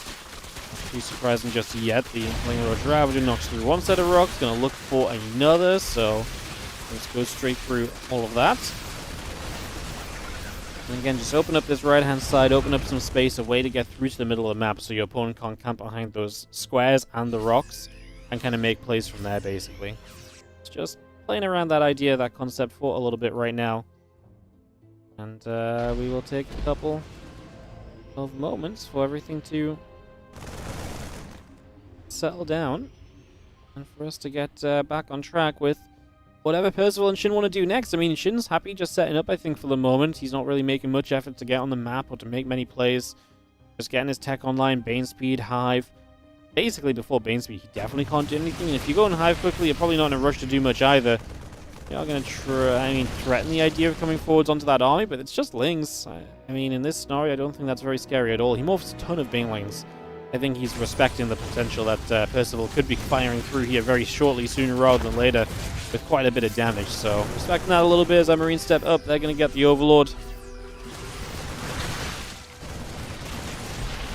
Wing Marauder going to go after a few more Roaches as well. The unit's still in the bunker, firing away. The Roaches still taking a lot of damage. 2-2 upgrades coming out, concussive shells and the +1 vehicle weapons building also. As our Zerglings step into the middle of the map, one Zergling goes down, the next Zergling getting jumped on as well. 3 Vipers still building also. So we just have so much coming through there right from the start. As now this Bio army is going to have to be a little careful. Shin, with all those Banes made, is going to try and capitalize on them. Tanks are very clumped up, so the Ravager Bars are hitting multiple. Not sure why we even try and unsiege that tank there. That's just a waste. You may as well try and get one more shot off with it. As Shin does manage to shove his opponent, I was going to say back, but this was already quite far back for Percival, kind of towards the middle of the map already. kind of cleans him up a little bit here. Shin continues his tech right. He's not really being derailed from kind of teching at all in this game, so he's doing a great job of just continuing through on that. That includes the Ultra Cav now being on the way down, the Ling Bane still producing +3 carapace and +2 melee, both being brought into play as well. And an Ultra Cav that's about halfway done.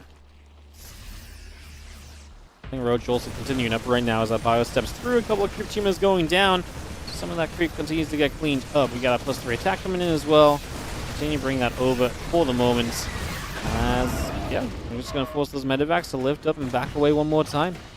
Parasitic bombs across all of those medevacs, and now the Ling Roach Ravager Bane is just going to sit underneath, trying to force those units to stay in the medevacs in case they die. They will not. The medevacs will actually all live. They were pretty good HP going into those parasitic bombs, which obviously allows them hence to survive. And here we are with them alive for the moment as the ByuN now hitting the hatchery in the bottom left. The Ling Bane Ravager threatens the idea of kind of running in there. And on the other side of the map, the Zergling's going to wrap around the command center, just going to go grabbing that. And that CC will fall in a few moments too. Oh, that's not even a cancel, that's a kill. Money wasted there from Percival, unfortunately. That's obviously not meant to happen. You know, it's meant to be better than that, unfortunately, at this point. And not being is truly just a mistake. As now the ByuN comes in, the Overlord will take a few more shots. The Lings are going to run through, the Ultras are going to pop about. Ultra goes down pretty quickly, no chitinous yet, so it's not fully powered up. Parasitic bombs on those medevacs again. Fortunately, once more, I think Percival is pretty healthy kind of coming into this, so the medevacs will all survive. That's why it's important to send your full HP medevacs in for the drops, because if it wasn't full HP medevacs, they would have been killed off multiple times over already. ByuN fights, a Queen already taking a good chunk of damage, just taking a few shots at a time right there. Taking some hits, and now we go diving forward, looking to clean up these siege tanks. Tank's going to end up taking a lot of damage here. We continue to push through. Ling Roach Ravager gets a full cleanup, and Shin with a very good defense will continue to force Percival backward and backward here as those medevacs try to boost on out of there, trying to get away, peeling away for as best they can. 3-3 not far from finishing. The Lings will get the siege tank. +2 vehicle weapons, cloaking on the way. We're going to come back onto this base. This 5th has been cancelled or killed off once. Going to cancel this time, so at least we got the cancel, but obviously not ideal that it's once again denied from being, well, from existing. As we actually see Shin really brute forcing his way forward. He feels like he has enough to keep going, and he will get towards the top of this ramp. Now he can play for these engineering bays. He'll cancel +3 armor. He will go for +3 attack. He's going to get it. So that's both of the upgrades denied, and that's going to stop you in a big way from continuing through, essentially, right now if you are Percival, because that's just going to slow you down right when you were hoping to really just be able to power through without issues. So, yeah, that does backfire quite heavily. Now we have ourselves Percival, who is, like I say, I mean, just being kept out of this game and able to get that forward base up. He's getting ghosts, he's getting the right tech units, but I think there's a lot of momentum behind what we're doing already here as Shin. And the more momentum that he has, the happier he's going to be, the more comfortable he's going to be to kind of just keep going through with this and getting a, you know, some closing fights on this game and making the moves he needs to be making if he wants to win out here, basically, in the end. ByuN still stepping up. Queen's going to take a bit more damage. The Lings are going to run over. The Banelings are coming through. The Ultras are going to be there to try and help.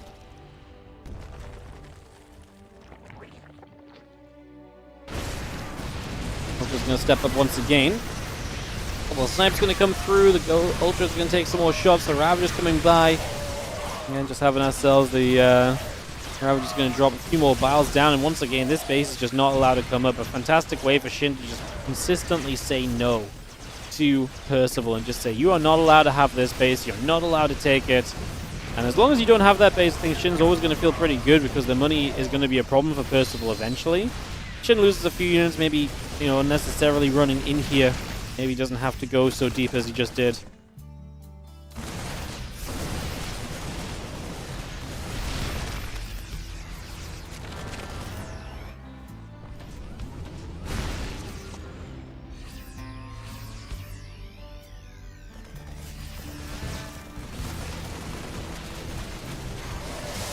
You know, our ByuN going to come through. That is going to be the Ultra going down. I mean, again, we're trying to play cleanup, but Lings are just running everywhere, killing SCVs and continuing to make this as troublesome as possible right here.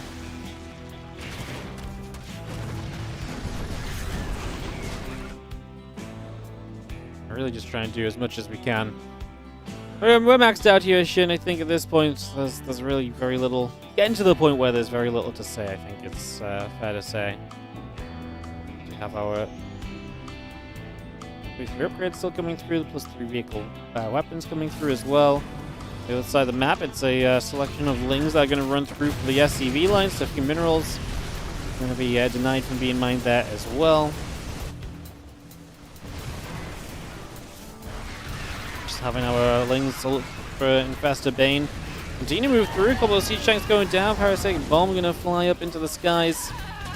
Going to see the rest of the lings moving over. We're just going to see our 3 upgrades, plus 3 vehicle weapons coming through as well. The army continues to chase a ghost. He's going to get hunted down for a few moments as well. So just going to be seeing if that gets caught or not. As again, a couple more Zerglings continue to drop for the moment. And the Ultras are going to start closing the gap in on this army. The Lean Bane Ultra Ravager coming through. Infest's going to pop up. I mean, Shin really does just have more than enough in my eyes to put close to this. And I think we're starting to see exactly that right now. Shin gets the GG and the Game 1 victory over Percival to open the series, scoring in his favor. He's a favorite going into this matchup, right? This should not be too surprising.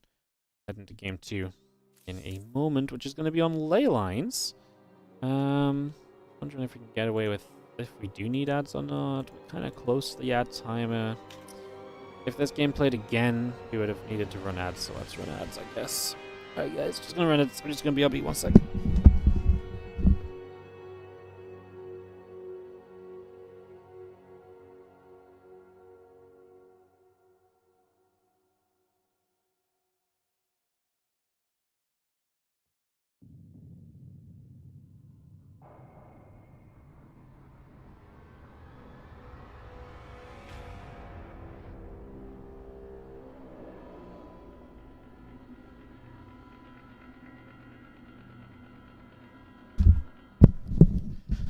Alrighty, apologies. Thanks for patience. Like I said, we just gotta wait for ads anyways, so I'll just take a moment or two.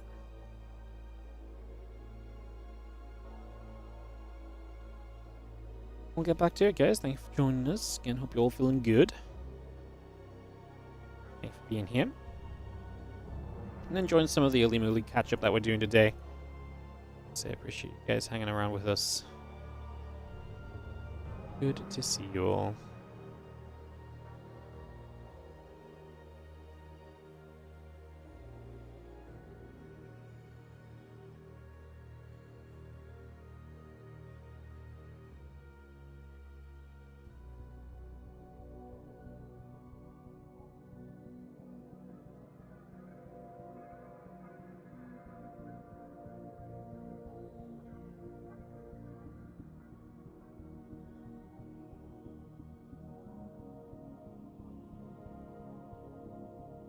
Alright, let's get going into ley lines, guys.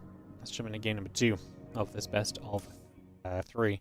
Finals will be best of 5. Shin or Percival will be taking on Hero there. Let's go into it. What you guys do? Thanks for the kind words in the chat. I am reading them. Appreciate you all as we head into game 2 of this best of 3 in the bottom left. Percival in the top right. Shin.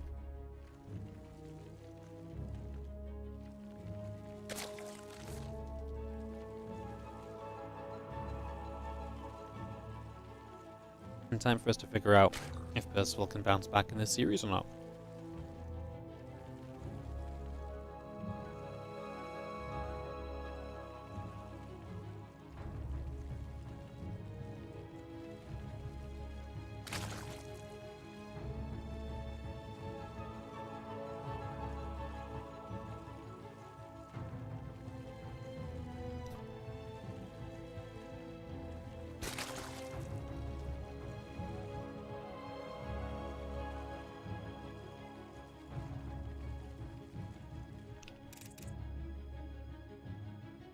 Game 3 of the best. Game 2 of the best of 3. Not pushing the series away that quickly, and a chance for us to obviously just see, like I say, how we're doing this. Percival, different map, get this going. What's up, my Amaranth? Thank you so much for the 20-month resub on the Prime. Appreciate it.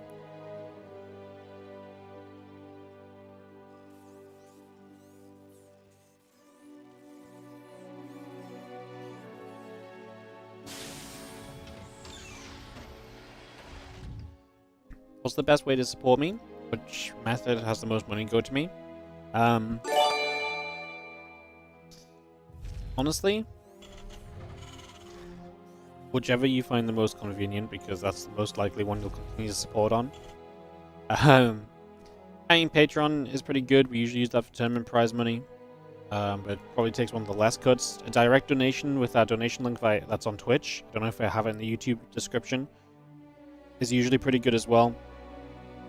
Honestly, YouTube membership / Twitch subscription is also very good. Like they're all great. Like there's some different numbers there for sure, and some probably are better than others. But I'd honestly just pick whichever one is best for you, whichever one you like. If that's again Twitch sub and not having Twitch ads, or being a YouTube member and having the emotes and stuff. I think you still get ads as a YouTube member. Yeah, I would say whichever of those benefits you more is the best for you to take. It's not so much of a difference on my side, so.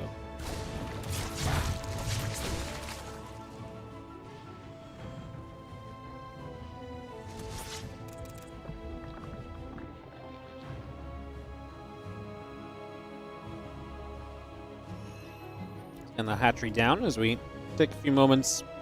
So yeah, just again, TLDR. Support whichever location is best for you to spawn, I really think is the best way to do it. I really mean it. I'd rather like there is a difference. Like if you donate $5, I will see more of that $5 than if you sub with $5, but if you sub, there's also the additional benefits of like the sub benefits, right? A direct donation does less for you. Now, a lot of people maybe don't care about that, so in that case, directly donating is better. But if you actually care about the sub benefits and you think that might be something that keeps you subbing, then that's obviously better for you, and then you should do that, right? So, yeah, that's the reason there's so many different ways to support, because you guys can match what you guys want to support with, and then figure out what's best for you guys. So, yeah, honestly, just do whatever is best for you.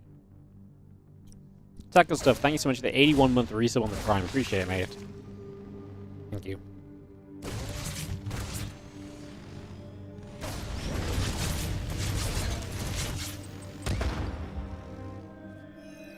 Two aliens in the Reaper. I'm going to get turned around in the end. Going to get pushed away, as the Banshee is the choice from Percival early in this game.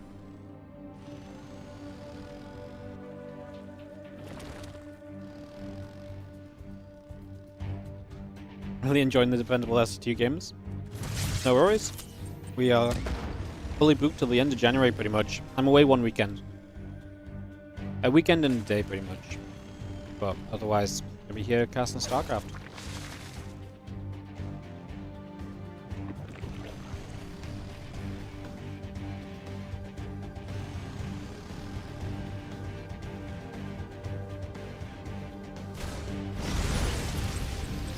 Reaper and Hellions will combine through to try and deal a little bit of damage there, firing up a storm.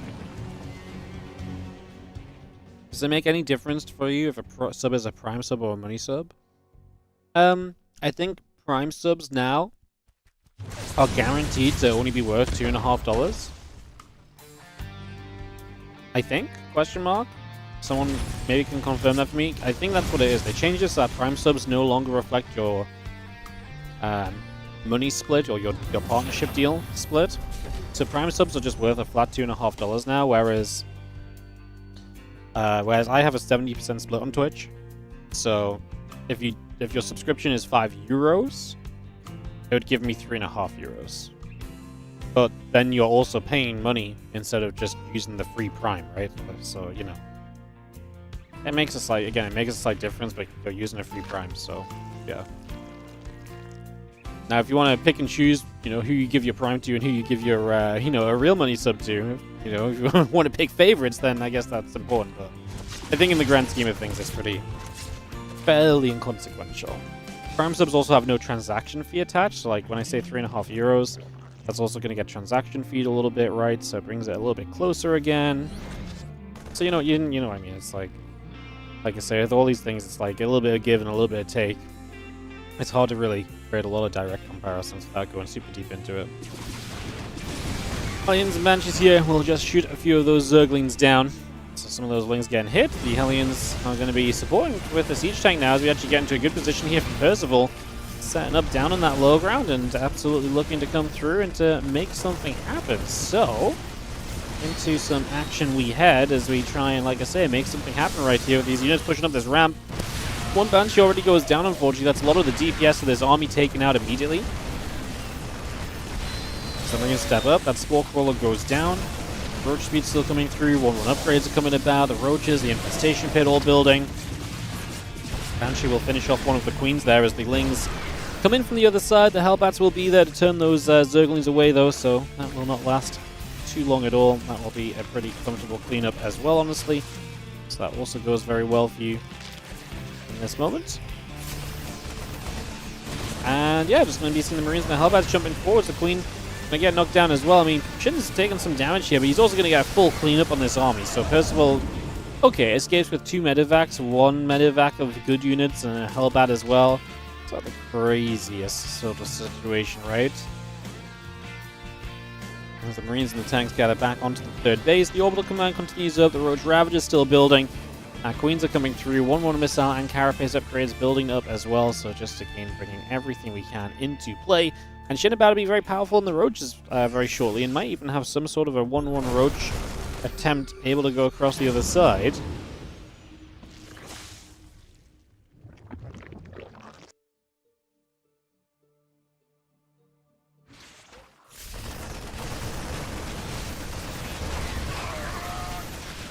We've seen the Lings trying to come through. Marines will try and step up as well. Just going to have ourselves the medevacs loading back together.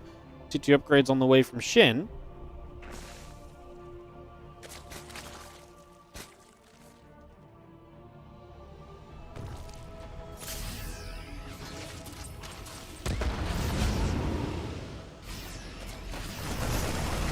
Up in the main base, Ling Roach shuts that down immediately. We go to 2-2 here as Shin, so no immediate kind of intentions of trying to close this game out super quickly or anything, it seems. Let's just see the Ravages and the Roach coming back around the top side. A couple of Biles there. Going to be a little shy of those medevacs. Quite going to be able to connect for the moment.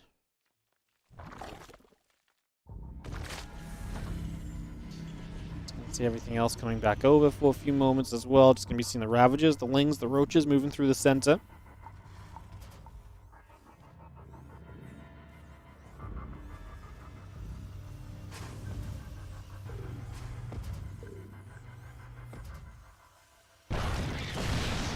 We've seen how our Ling Roach Ravager can come in from a couple of sides. There's a lot of tanks here and they're very well split, so there's not going to be a lot of kind of AoE potential off of the Ravager Biles. A couple of those tanks already falling, the bio units dropping. There's a massive counterattack from Percival as well, so as he loses a lot of SCVs, this is why his tanks were kind of on their own. It's a good tank line, but there's no bio defense because it's all across the map. But this enters a base trade. I love targeting the Overlords, knock down the potential reinforcements by supply blocking. I like that a lot. I just think it's a shame because Shin doesn't lose a lot of his army kind of taking this fight at first, whereas Percival loses all of those siege tanks, and that is a lot of the army that he was having to work with. So I actually think that becomes a pretty substantial difference right there, and this probably now becomes a very difficult win for Percival, who you can just see doesn't really have the numbers to keep going on. His production structures are going to get camped now, and it's basically this bio army versus the world. I love that Shin built like 2 spine crawls to try and make a difference here. It's going to do absolutely nothing. So we're going to ignore that spine, get the Queens, chase some of the drones. Not going to go all the way chasing drones though.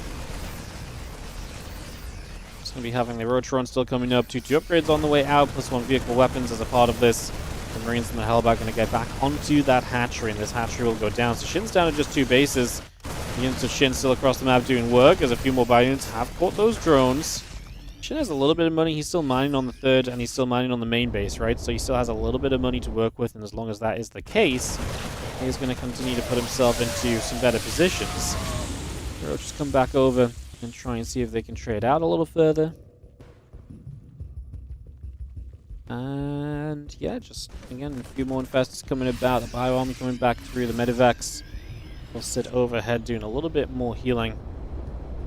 Some of that bio as the Hellbat also steps into the front here, so a little bit more action as the bio actually going to jump towards that Roach Ravager. A couple of corrosive biles coming down. Percival just going to say GG though. Shin is going to take it 2-0, and Shin is going to be victorious in this best of 3. So Shin is going to move through to the finals to play against Hero.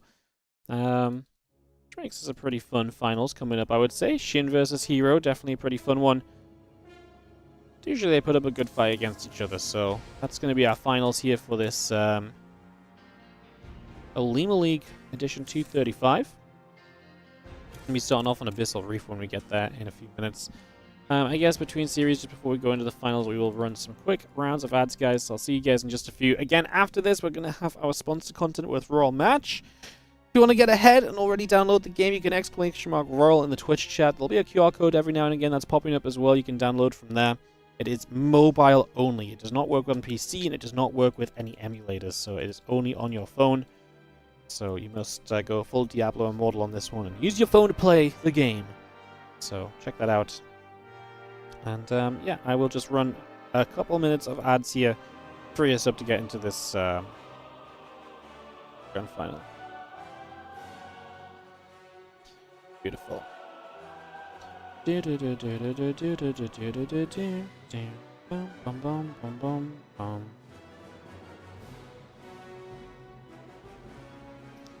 Thanks for being here, guys. Appreciate you all tuning in. I know it's just some replays today, but it's still fun to kind of see how some of these games unfolded. And enjoyable.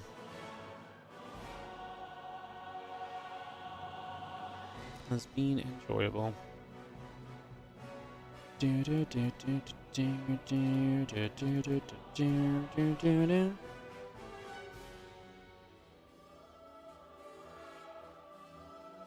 Bam, bam, bam.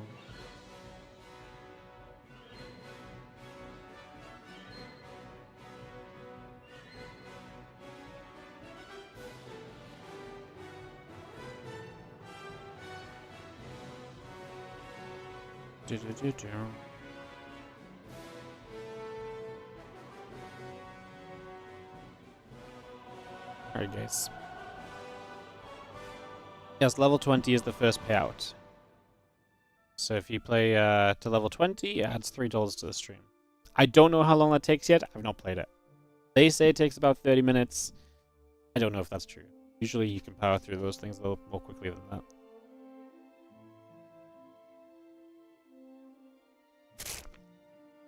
I'm running out of drinks for my for the finals here, guys. It's not good.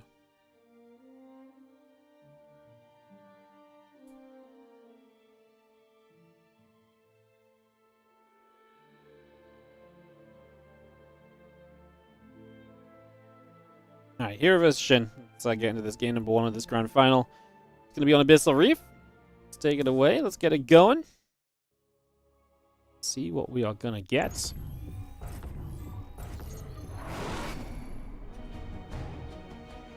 Take this one off and away. Let's do it. In the bottom right-hand side, it's going to be our Blue Protoss player starting us off in this best of 5 grand finals. It is Hero.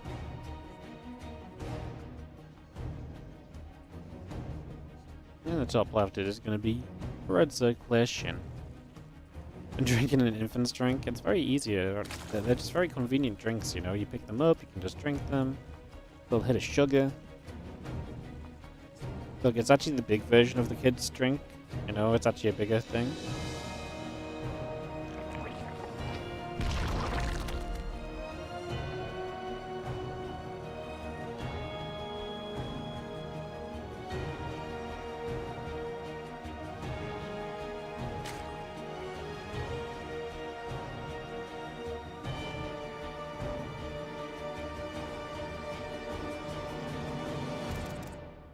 Game 1 of our best of 5.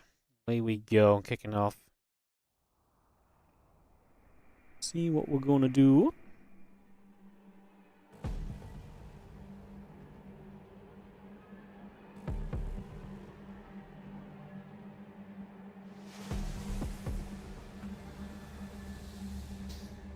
Bubble coming across, and this best of 5 PvZ. Starting off as all PvZ start, which is pretty peacefully, right? Not a lot going on in the first few moments. Just take a few minutes to get set up. We look to see where we're going to go, see what happens. Next on the Cybercore, on the way up here from Hero as well, so we bring that into play. Probe also in production for the moment. What is the prize money? Great question. I think for these weekly Olimoleagues, it's... let me actually look it up on an old Olimoleague so I can just check. $140 for first place, $70 for second. Top 4 took home $35 each. But you also get Olimoleague points, which qualify you into the Olimoleague end-of-year finals, basically.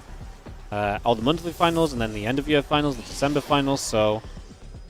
that's also a pretty big plus. And then there's more money on the line for that as well. There you go. There we go.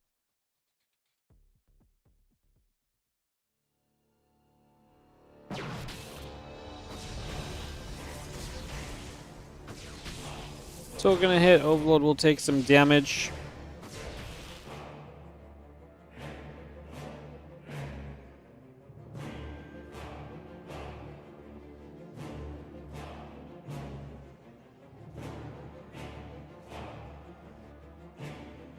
Let's just settle into this one. The Stalker going to come across. Again, the Overlord speed coming up. Just going to be seeing the Warp Gate coming through. The couple probes and so coming on.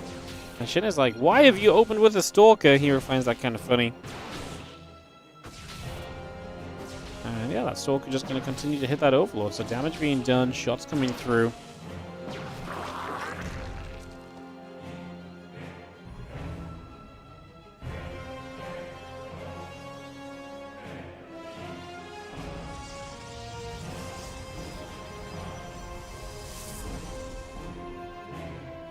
He just takes a couple of steps around.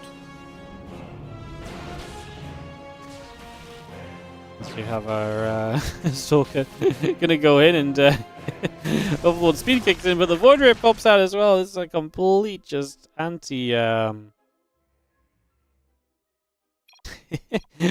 just a complete like anti Overlord opener, I feel like. It's funny.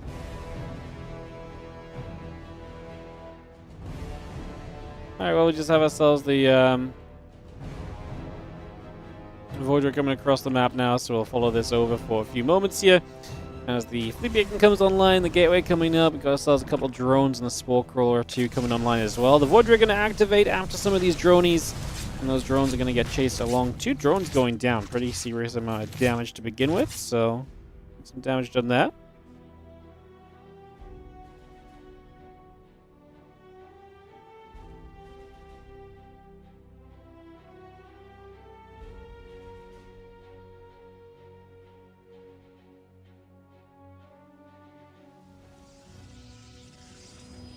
Take a couple of moments to see this Void Ray pulling back down and around. Meanwhile, Oracle is out. We've actually already got the Fleet Beacon down, and Tempest on the way. So Hero going to go with the Tempest opener into the Twilight Council as well. It's going to get Blink on the fast follow-up to this. Makes it very good to basically protect against a Corruptor response, which might be a bit overkill, but also kind of feels necessary.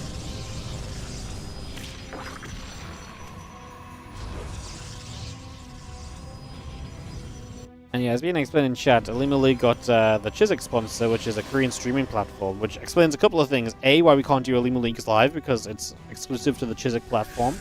But we do get the replays to follow up with. And B, it explains why the Olimoleague is back, because they got the sponsor and they're able to run some events. We're hoping it continues past January. You know, hopefully that goes past January and into more events for the rest of this year would be great to see. So, like I say, really fingers crossed on that one. We're all hoping that we see some more StarCraft 2 tournaments from Olimoleague on the way this year. So, good luck Olimoleague on that one. More StarCraft, more good? Absolutely.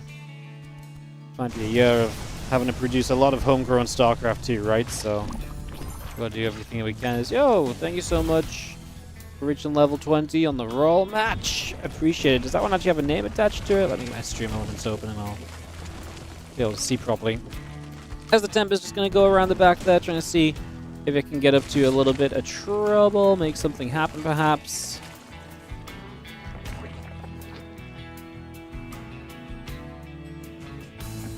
Activity feed. So Francisco, yo, thank you so much for reaching level 20. Appreciate it. Hell yeah, second person to level 20. Thank you so much for coming out and checking out the sponsor and playing it. Really do appreciate it. Thank you so much. Obviously, I'm going to come flying through, and I'm going to see the charge coming up, plus one attack upgrade coming by. Quadra activating onto that Overseer for a couple of moments, so Overseer will get chased about a little further.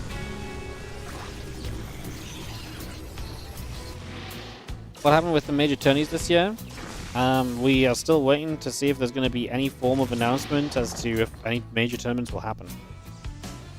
Basically, last year the ESL Pro Tour, which was our circuit, got kind of funded towards its end by the eSports World Cup. Now there seems to be an issue with getting an eSports World Cup contract or so for another year. And so if they don't support it, pretty much no one's going to support it, because ESL are pretty much all in on doing eSports World Cup stuff. So whatever's happening there kind of needs to get sorted out, otherwise there's just not going to be StarCraft 2 big events this year, as the TLDR, as unfortunate as that may be. So yes, we're all just waiting. Kind of expecting news. Honestly, could be at any point. Could be very soon. Might be a bit longer, you know, like, we're really at the point where, like, we should hear something, good or bad. Like I say, soon. There shouldn't really be much more time kind of left to it, honestly. So yeah. Yeah.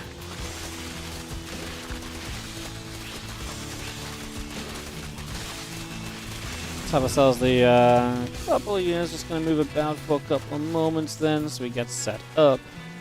And we take a little bit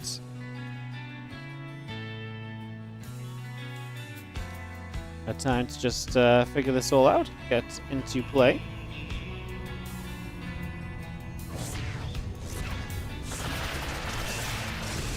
Corruptor's going to show because they're going to try and obviously want to be the units trying to shot off the Tempest, but that's where the Blink will open. Harcom's already going to be very useful pushing that back. Any insight into the issue with the contract? Oh, I don't even know if it's an issue with the contract. It might just be EWC is not interested in doing StarCraft 2. I just find that surprising if that is the case, because I feel like StarCraft 2 definitely had some absolutely fine moments over the last eSports World Cup. It definitely wasn't the worst performing game, so yeah, I find that part, like, I would be surprised by that, but that might just be the case. Like, it could be anything. I just, my personal assumption is there's some issue with getting it agreed upon by different parties for some reason. So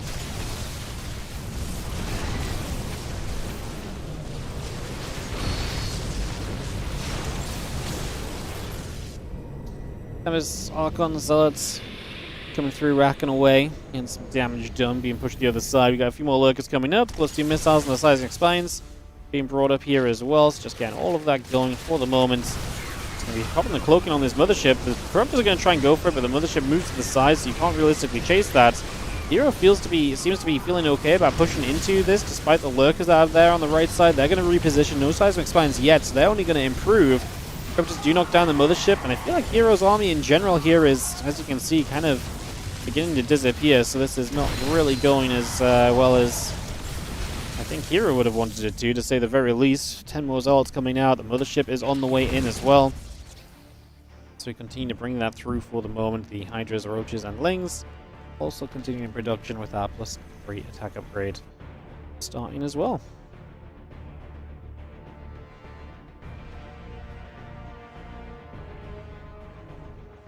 On the right side, again, just going to be seeing our +2 missiles coming through. Lurkers, Hydras, Roach, and Lings continue to build also right now. The Corruptor's still hanging about on the far left-hand side. Shin is making a little bit of a dive forward and is actually going to jump towards the Archons, the Tempest, and the Immortals here.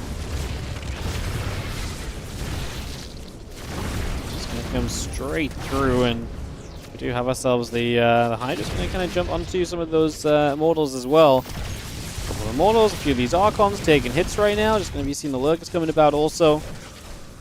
As are going to get through, they're going to go after some of those drones on the other side, so we are able to at least start finding some additional damage. So a few more shots coming through, just going to be seeing the Lurkers still taking hits as well. Again, the Stargate coming up and online, the Hydra's going to come across chasing the Tempest down.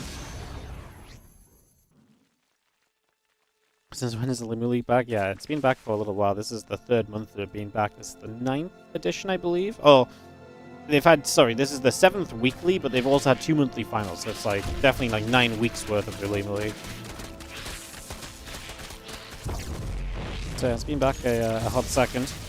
I just explained this, but TLDR, they got a sponsor for the Korean streaming platform Chiswick.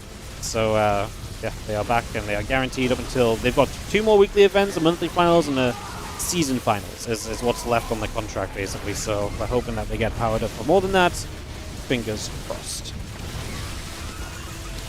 And Tempest putting some work in, firing some shots off, getting some damage done as we fire away right there.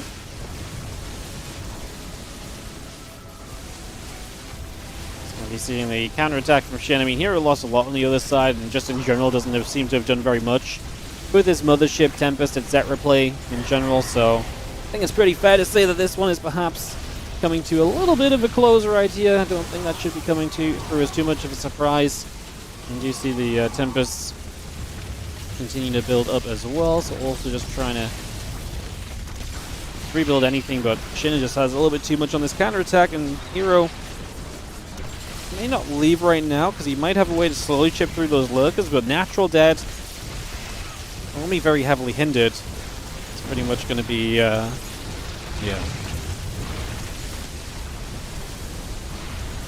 Pretty much going to be just where this game kind of comes to a close, I think. I don't think there's really much else to add to this one, guys. Another Storm on the ramp, Hydra's Roaches taking some hits there. Tempest is still trying to fire through, the +3 missile attack coming up, the extra Corruptors are still producing. Again, Tempest and Immortals continue to produce as well. Another Tempest coming in off that Stargate now on the right side.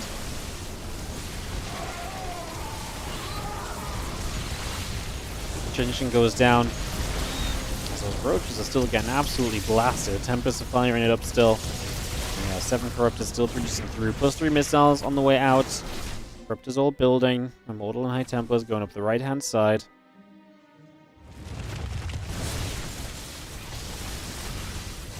Corruptors trying to make their way across. Tempest will be there. Push the Corruptors back the other direction once more. We still have ourselves the Cannon, the Immortal, the Probes producing on through.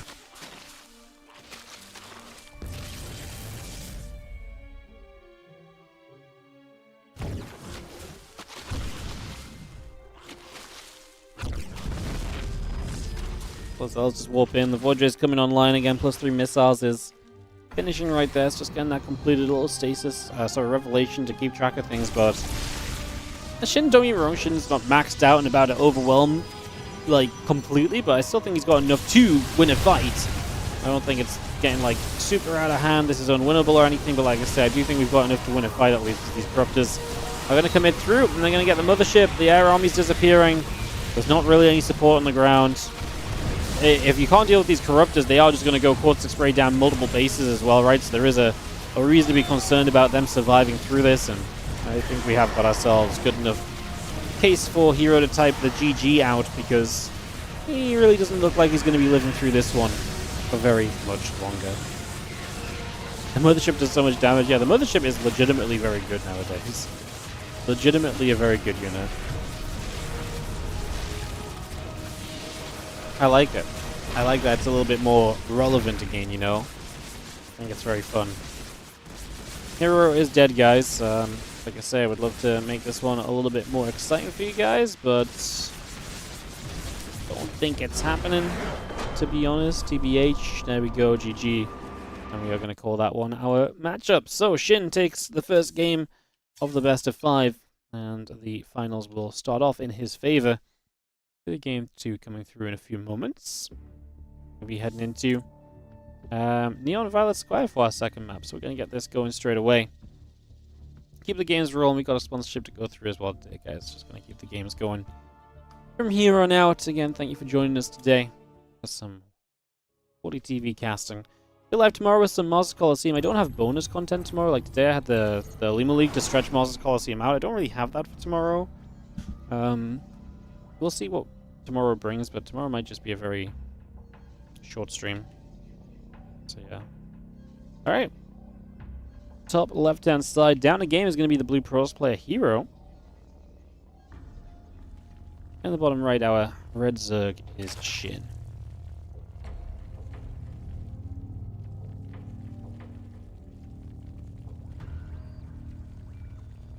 So game 2 of this best of 5, away we go.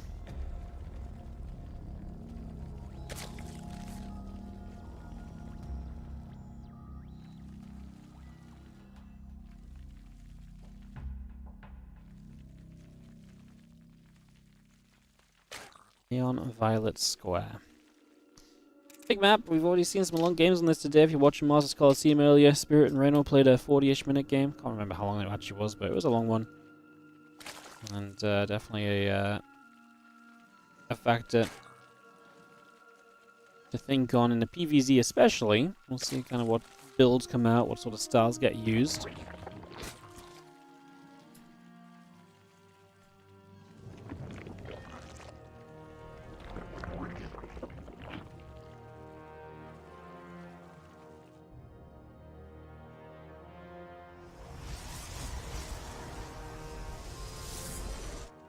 Forge on the way from Hero, who is going to recognize the gold base coming in from his opponent. And with that gold base coming in, he's going to try and shut it down. So he's going to get there, he's going to put the pylon in, and he is going to cannon rush this. It's quite far away for the drones to pull to defend this, and we're actually going to pull even more drones to defend it. So Shin is very serious about making sure that this gets online. Here we're going to get around the back of the mineral line. Oh, weird position, kind of going through the minerals for a moment. Will he actually get cannons down? The creep is now here, going to make it more difficult to build. So many drones arrive, and they can obviously mine off this base as well, so it's not a complete waste to have pulled them this far. The drone's still chasing around, going after the probe. Cybercore about to finish. Pylon still coming through as well. We get all of that on the way.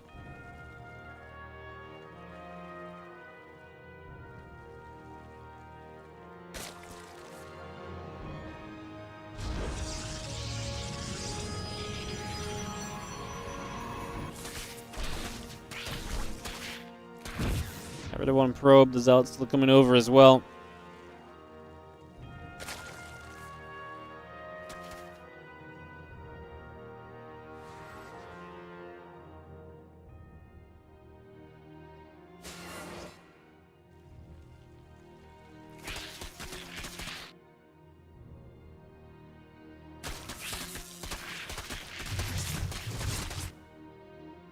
It's just going to get chased a little bit. They're going to be coming through, so I mean, this game's going to get weird in general, because obviously we've had a gold base open, and we had a little bit of a cannon attempt, and the game is just going to be off time-wise compared to what we usually expect to see. Just going to see the Lings trying to come through.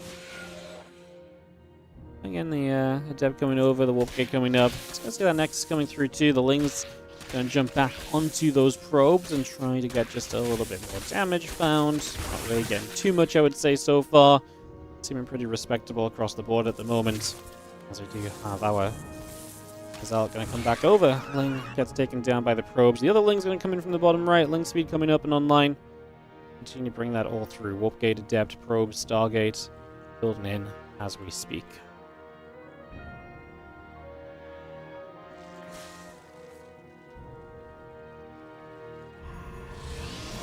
Stargate coming up, the Gateway, the Adept, and all of that continuing through. The drones and the Queens continue to build also to get that online.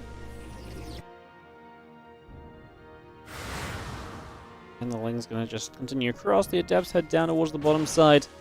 Still got ourselves a couple of probes producing, chrono boosting on that Nexus.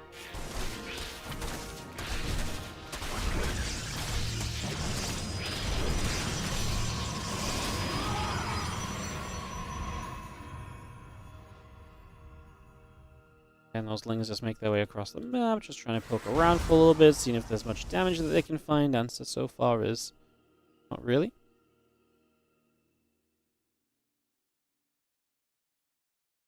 As our drones and our overlords continue to come up and through. Just going to see the Oracle and the probes building up as well, so we keep those going. Keep those being brought into play. Again, Rotron already coming in from Shin. Takes a lead in this series, of course, up 1-0. And currently applying pressure with some Lings running at the front. Threatening a little bit to try and see if they can do much. The Adepts around into the center are going to come over as well.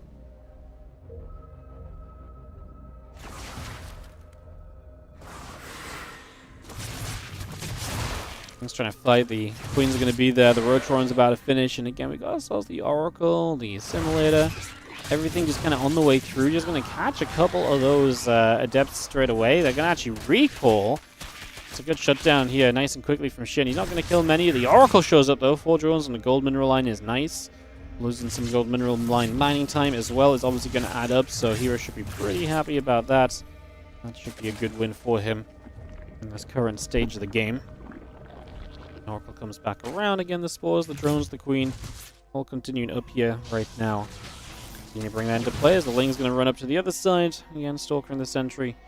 Going to say, nuh-uh. Going to push that away. Not let anything happen. And the sentry and Stalker going to get back onto this Overlord as well.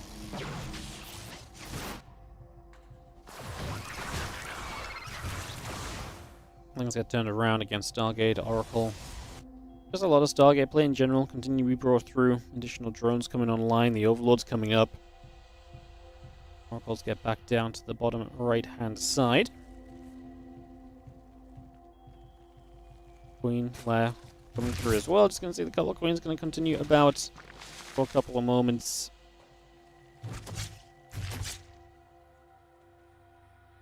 Oracles get turned away one more time as there comes in 11 drones in production. Queen producing. We settle ourselves into play.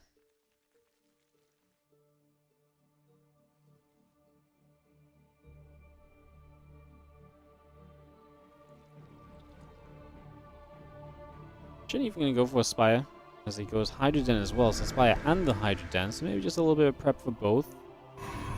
Maybe a little bit unsure what's going on. Interesting. I mean, a Spire and a Hydroden is something you can't really afford to build off of both at the same time, right? But like I say, let's see what the plan becomes. Let's see what happens here for the next few moments. As the Oracles are going to dive in, a couple of the drones evacuate off to the side right from the get-go.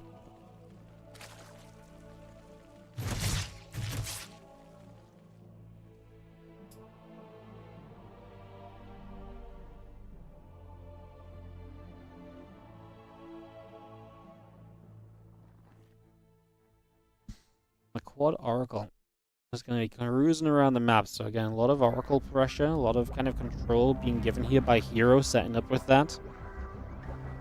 Seeing what it is that he could potentially do over these next few moments. Again, the Oracle's going to come back down towards the bottom side. Couple carriers on the way up, +1 attack upgrade, the +1 air weapons, blink, all coming through. 17 Hydras on the way from Shin. Being brought up as well, so again, big commitment right there, right from the get-go.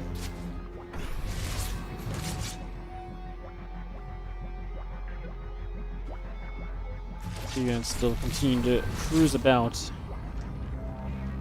for a couple more moments. So again, coming across that for just a little bit. We have ourselves the blink, +1 air weapons, a couple of carriers being brought into play as well.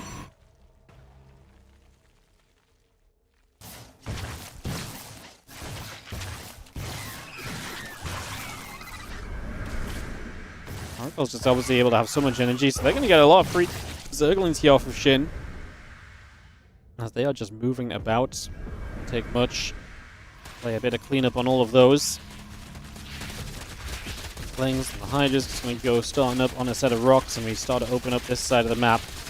Working our way through the left-hand side. Robobay coming online. It is Corruptors now coming through as we try and contest with some of these later game Protoss units that are already kind of taken to the stage. The carriers coming through from Heroes, so yeah, some of those Corruptors already being made. The preparation against that begins.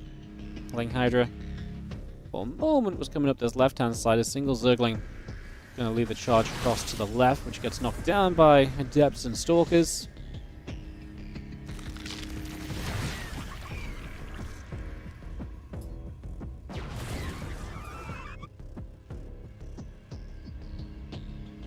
A couple Overseers coming through as well, so bringing those out as we have the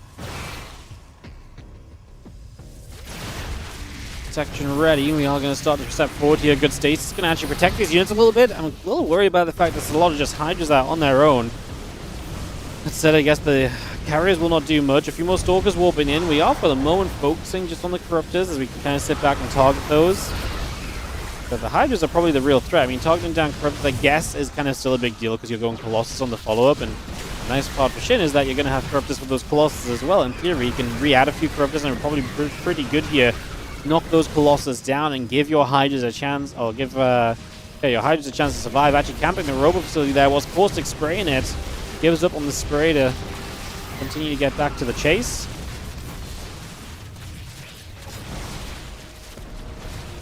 Colossus goes down. I mean, this does not look pretty at all for Hero. Shin threatening to take a 2-0 lead in this best of 5. And looks as though he absolutely is going to have it. I mean, I just don't see any way you stop this right now on the side of Hero.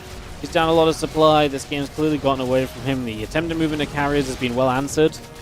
They did really nothing at all, so that entire investment pathway was just a complete and utter waste. Complete and utter waste. Plus 2 attack on the Forge still continue to come up as well, so we will see that continuing through. Something for Hero to try and cling on to at this point in time. I don't think it's going to go much further for him than that, as things try for the warp gate there.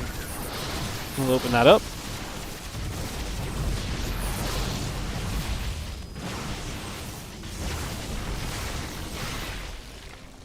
You know, cleanup being made in the end by Hero, but obviously Shin just has a full reinforcement wave, including 13 meters on the way out. So he's going to go into the air army and try and play this out from here.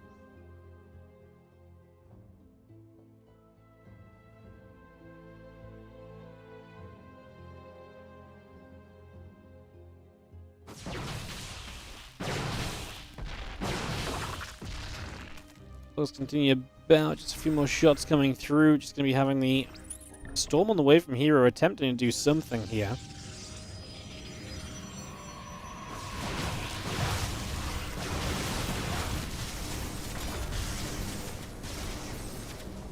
I mean, a couple Colossus definitely makes it scary to potentially move through. Those mutas are going to hit. A few of those probes, 13 workers going down.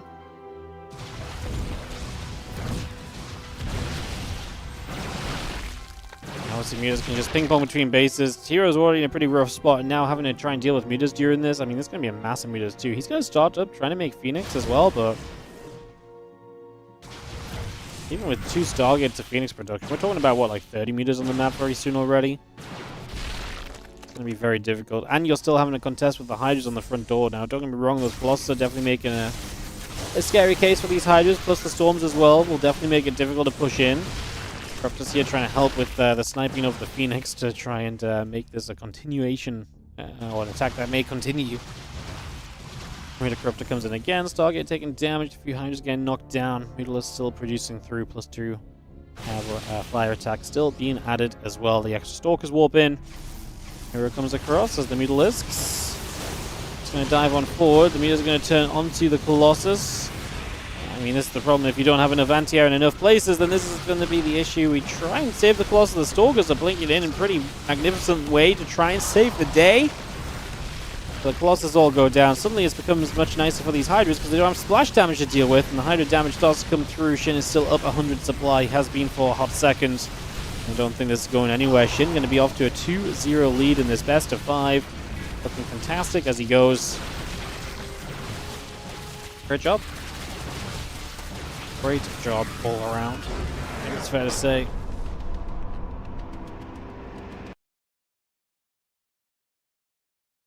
So, that is going to be Shin going 2-0 up in the best of 5. Like I said, obviously best of 5, so we're not done yet or anything, but puts you into a very good place to start off.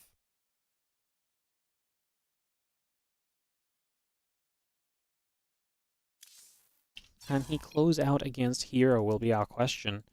Oh, is Hero gonna amass a comeback? Hero has been the star of the show in many 3, reverse sweep comebacks, turnarounds, so we will see. Just gonna run some ads before we jump into game 3. Might be the last game of the day, so make some of that money. Although ad revenue has been pretty horrendous the last, well, just this month in general. I mean, I haven't had great viewership either, but yeah, it's not been pretty.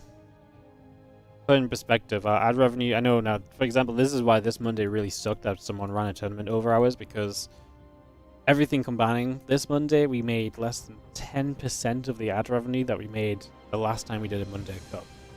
Which is pretty brutal, because funding cups is not easy, so ad revenue not in a great place. All the more important to hit that prime sub, as we are going to head into Hero vs Shin in just a few moments, game 3 on Amygdala. Of course, you can also just follow the stream and stuff and like the channel and stuff as well, guys. That is also greatly appreciated. Goes a long way. Helps out a lot. especially subscribing on the YouTube. Been trying to push the YouTube subs a little bit. Cool to hit. I want to try and hit 50,000 YouTube subs this year. I think that's a very reasonable goal. I think that's doable. So I think that'd be cool. At like 44k right now, so 50k doesn't seem like a lot, but we've been at like 40 to 42k for like 2.5 years or something. So pushing to 50k would be very cool. So yeah. Let's get Amygdala started here, game number 3. What are my plans for tonight? I'm going to be doing my sponsored content, and then I am going to have food, and then I am going to chill out. I have nothing specific planned. Just hang out with Ellen and Ellie. Enjoy some family time.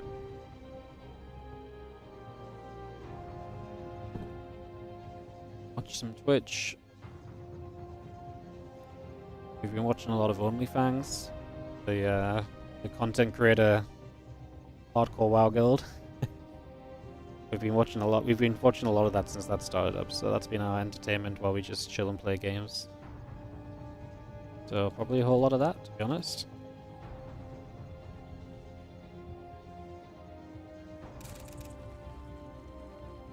As we get into game 3, Shin bottom left, hero upper right on Amygdala. What are you on OnlyFans? No, OnlyFangs. It's a content creator WoW guild. It's obviously a play on word on OnlyFans.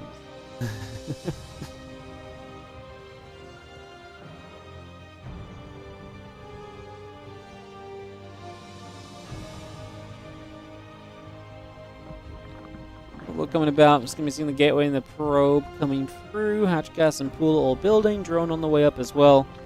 Got a lot of this settled into play for the moment. I'm doing WoW hardcore. No, I'm not playing. We've been watching a lot of it. Yeah, we've been watching a whole bunch, but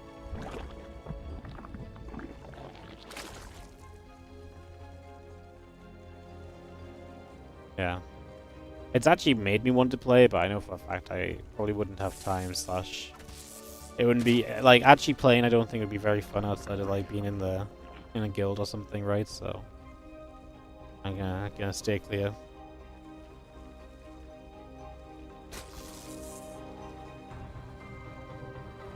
Stay clear of the potential addiction. Best way to not get addicted to WoW is to not start.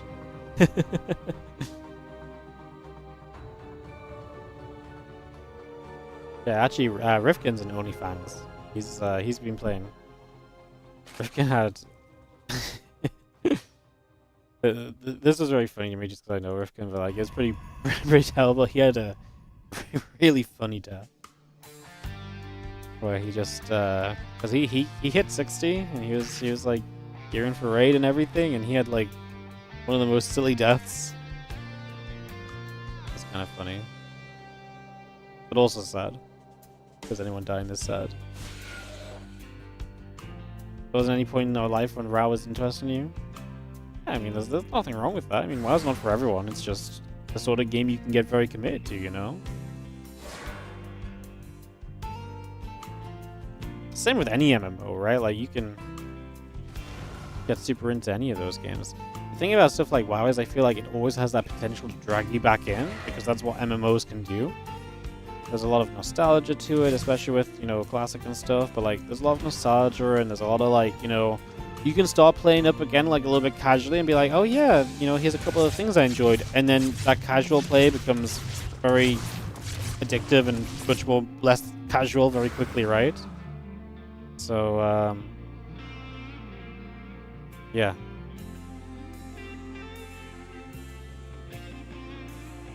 That's the thing with WoW. It's not like StarCraft where I feel like you play a couple of games and you're like, you know what? I haven't played StarCraft in so long. These couple of games made me want to play so much more. Like, StarCraft doesn't have that same sense of appeal of drawing you back in, I feel like.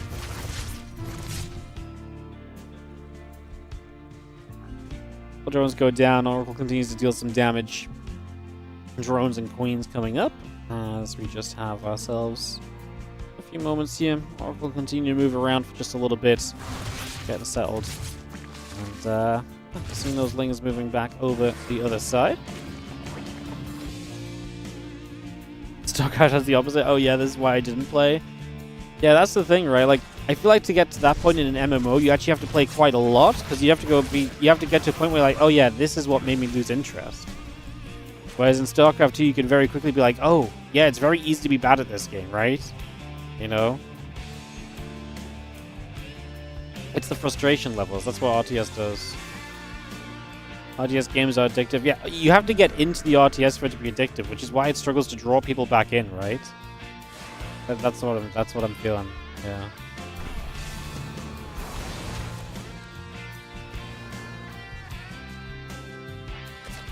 He's going to be hit by a revelation there. Just going to see the oracles flying about.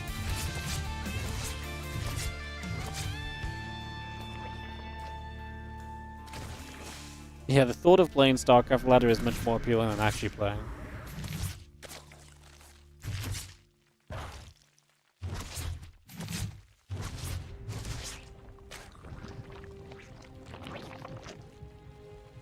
Every time you play another RTS, your brain immediately goes, but you could be playing SC2 instead. Yeah, I mean, if you enjoy playing RTS, and it depends how you like StarCraft. I just think for a lot of people, playing StarCraft 2, specifically multiplayer and 1v1, is like, the reason you stop playing it is because you got a bit frustrated trying to progress and get better again.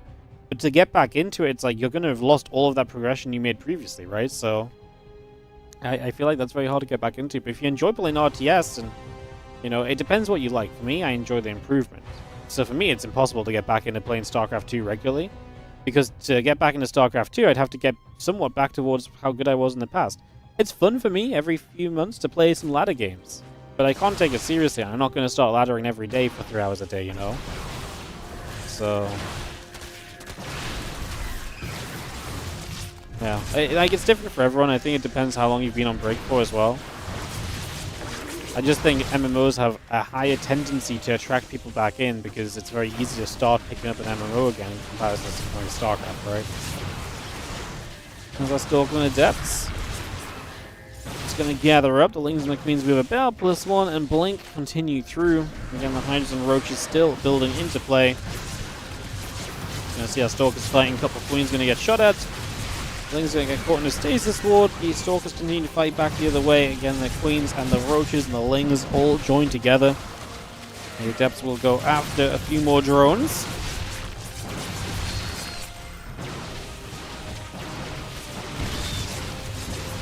Push from Hero definitely has some good potential behind it. Very powerful. The stasis ward was very good as well. Kept a lot of Lings out the fight, and they get re-stasised as well. So that means they can keep on fighting the important units. The Hydras and the Roaches and all of those. This one is sinking away from Shin quite quickly, I feel like. Has he got anything that's going to help him out here versus Hero just continuing to warp in Stalkers? I don't think so, honestly. Hero's Blink Micro just very impressive in general as well, and absolutely getting the job done right now. Stalkers grab a Roach. Again, the Stasis Ward pops up. We're just going to be seeing the Hydra Roach Queen. Trying to step forward as well here.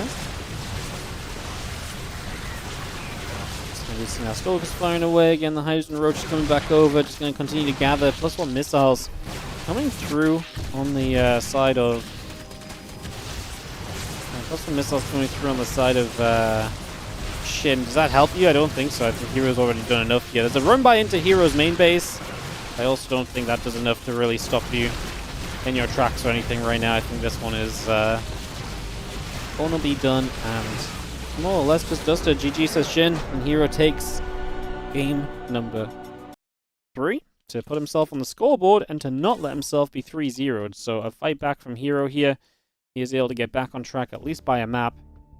So good news on that one.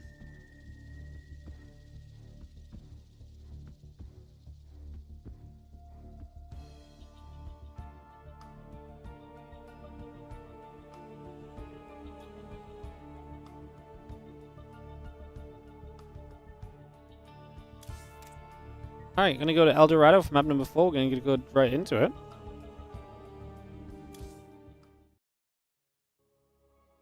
Away we go.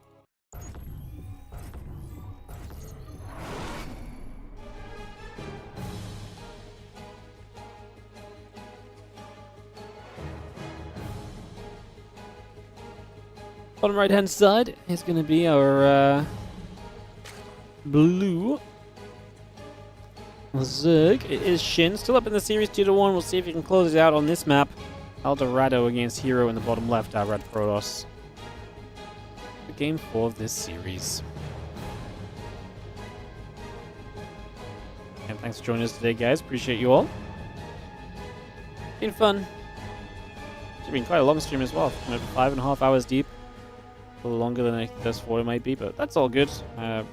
Finish up this series. We've got our sponsor to do. Nice day of stream. It's going to be a pretty easy weekend. I'm not streaming Sunday. And I don't think Saturday is going to be... I don't think tomorrow is going to be a super long day either, to be honest, so...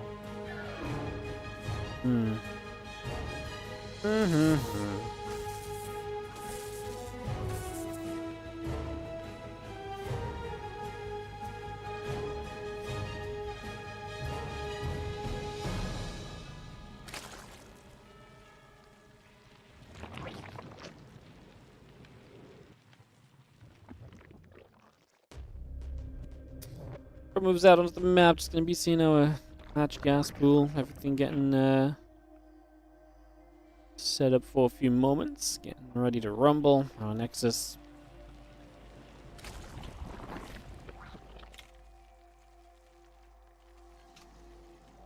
Going through as well. There we go, so I'll settle in for a couple of moments. Away we go.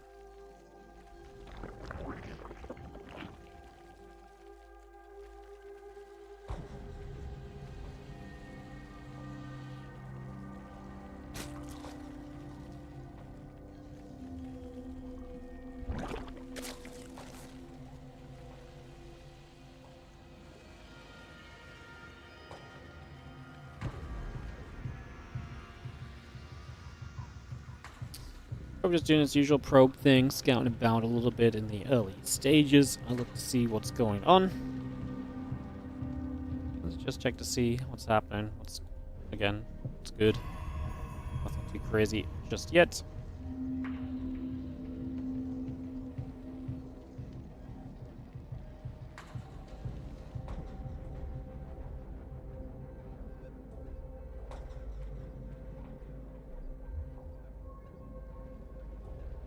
Going over, again the Adept going to come about, just going to be seeing the Adept going to go shading. If the Stargate comes up and online, just going to be seeing a few link speed coming through as well, so again a little bit of that all going.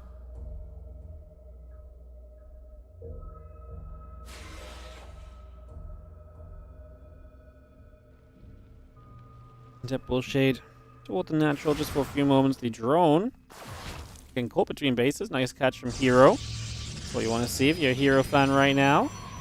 A little bit of damage being done. You take those.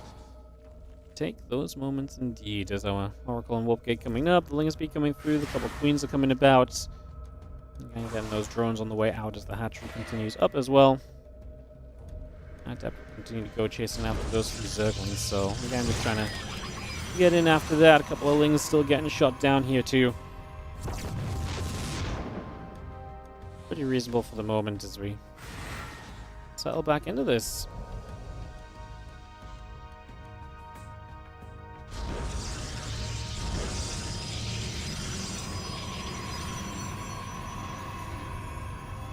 Nexus starts up, and again the Twilight Council, the Nexus, everything just Hero doing right now, feeling pretty standard, especially with just a couple of Oracles.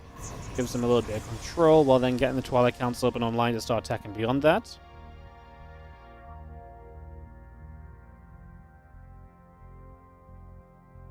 Oracle heads down the bottom right hand side. Head into position. Try and make something happen here. Oh, thank you so much. We're reaching level 20 and Royal Match. Adding some money to the stream. Thank you so much. Appreciate it if that was you. So I'll be playing that in about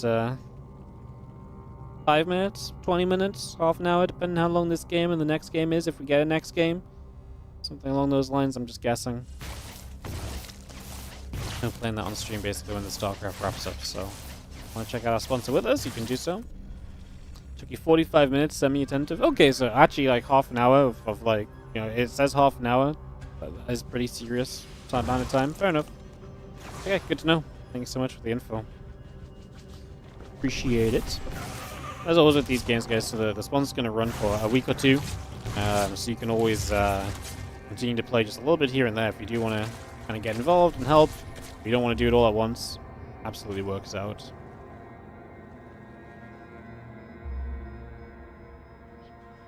Let's have ourselves the couple oracles coming through, getting a couple drones going down, lag coming up, extractors on the way, drones building, group team is coming through, and ourselves settled in here just for the moment as we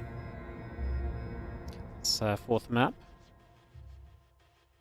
Truly operational. And getting everything settled in here for the first few moments. Stalker's already going to hit this Overlord, and the Overlord will take some damage, getting pushed around. Meanwhile, the Blink and the +1 upgrades still continue through. The Oracle is still coming up as well. A lot of that coming into play as the Evolution Champ and Hydro Tank coming online. The Roaches are producing. Looking good here so far. Stalker's going to blink down, chasing those Zerglings actually. The Queens are going to get there for the Oracle as well. Oracle will die. And now the Stalkers start to chase forward, going after those Queens. Couple creep teamers taking some damage too. The charge and the +1 coming about. The extra gates are coming on into play. This is exactly what Hero likes to do. Get aggressive with these Blink Stalkers, start to find some value. Obviously playing against a majority Roach army this time around. Something a little different for him as continue through. Those Roaches still taking some damage. Go back and forth.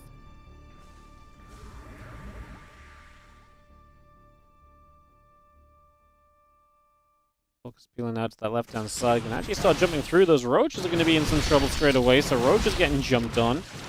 So some Roaches getting turned on pretty much immediately there. Nice grab by some of those Stalkers. And +1 and charge both building up. Just going to get the Stalkers to the upper right. They're going to be able to jump onto this hatchery. Zergling's still trying to come through as well as we get rid of the hatch. The fourth base just dies, and Hero honestly having a pretty successful time with these Stalkers, continuing to find damage throughout this. Doing very well for himself here as the Stalker's now turned onto the Queen. There's a drone that's left behind, just going to try and find a bit more value, because why the hell not? You have Blink. Value is a Stalker's middle name the moment that Blink upgrade gets done. It gets legally changed to Store Blinky Kerr. Oh wait, what was its middle name? Value. No, it gets changed to Store Value Kerr. Yeah. Okay, I'll shut up. But yes, they really do just do so much, and so your goal is pretty much forever going to be attempting to just consistently and forever, you know, deal damage. And that's exactly what these Stalkers are trying to do right now.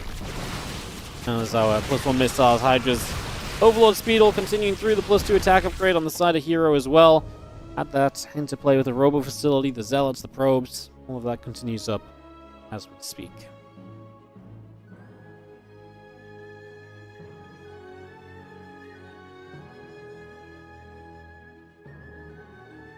I hit the top right base, trying to deny this fourth again. Blinks in! Immediately regretted that, I think, upon seeing just how close so many of the Shin units were, so he doesn't even try and trade, he just starts to step backwards, loses the Oracle. Blinks in again! This time he's just going to trade with the Hydras. They're taking some of the efficiency out of this, because obviously the Stalkers can't blink back, but apparently it's good enough anyways. They're starting to get blinked now, so it's going to get even better. And it does look as though Hero is definitely making moves to just kind of close out this game and potentially set us up for a full reverse sweep comeback. The 2-2 going to a game 5 if he wins this one. And we're kind of getting there. It's definitely an advantage. Supply lead already in his favor. That's a very good indicator in this matchup.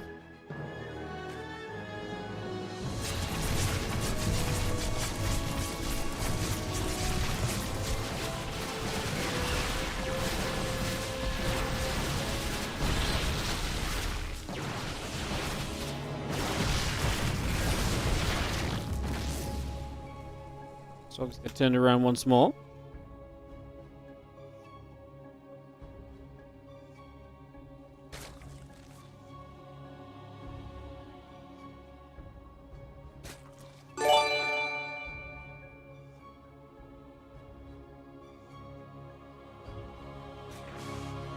Hello Zerglin, how you doing, mate? 94-month resub. Wardy hype.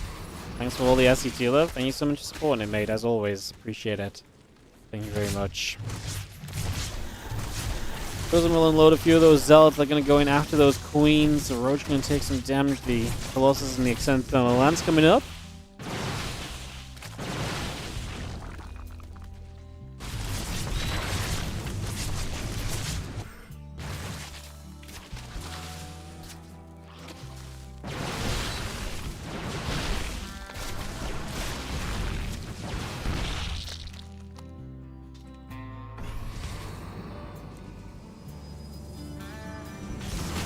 I was going to say, the Zealots actually coming forward here. The Roach is going to get jumped on a little bit. Colossus pulling back.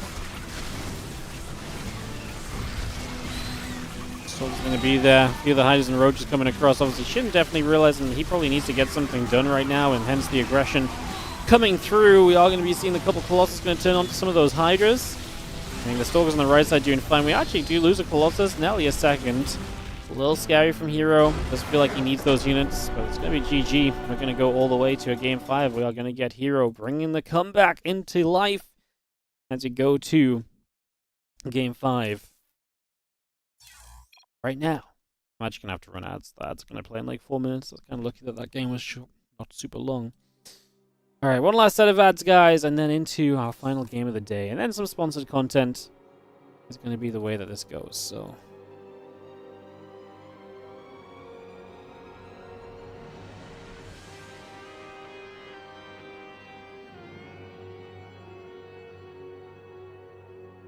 Hero reverse sweep. Could be, could be.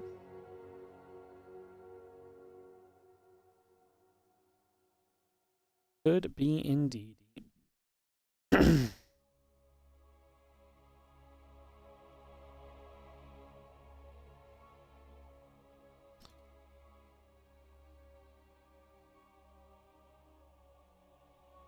Alrighty, yeah, Leyline is going to be the map. Tied up 2-2. Appreciate you all sticking with us so much.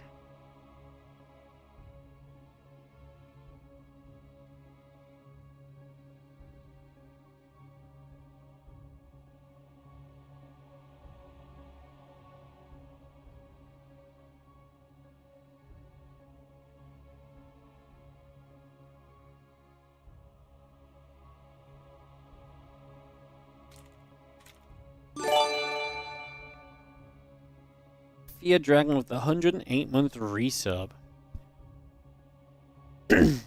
Says, Wardy, as always, I'm a massive fan. I really appreciate everything that you do. And I really enjoy giving you money every month. You deserve it.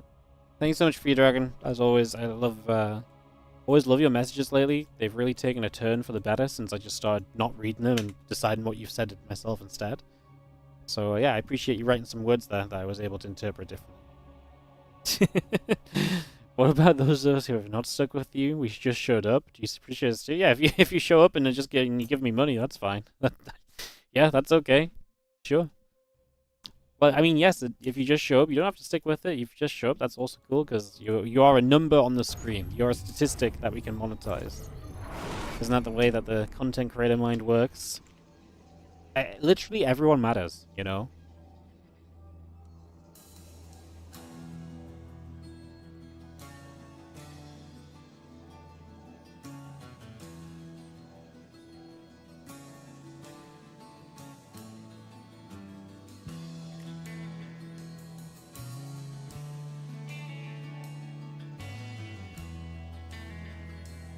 Here bottom left, and Shin top right as we get into the final game of the day.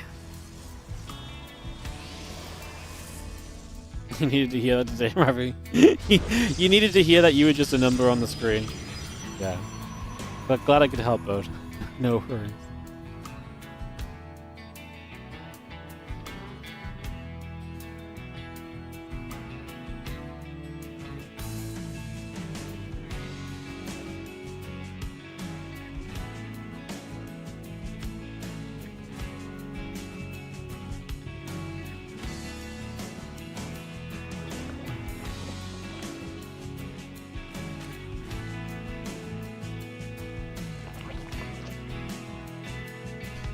Hatch got some pool coming up.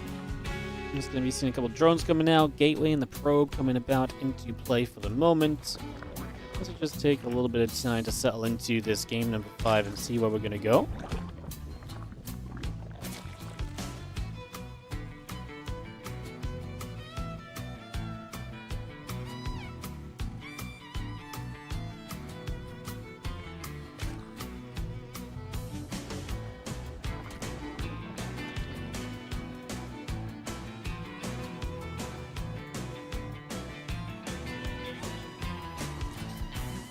Next is Cyberco coming through, spawn pool coming up, couple drones on the way in.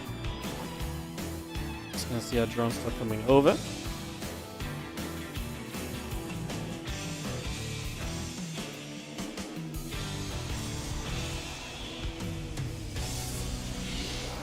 Overlord hanging out overhead as we chrono boost along.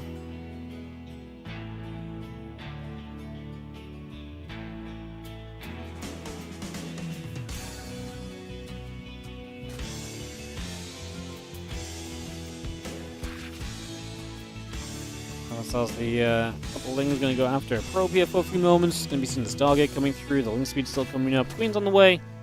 The Ling's going to continue after that probe for a few more moments here and just going to go hunting it down.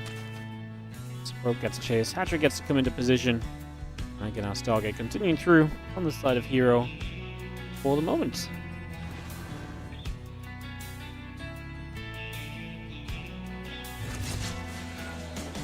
That's going to shade by. Again, the Stargate, the Ling speed all coming through. A few more Lings continue to come up as well.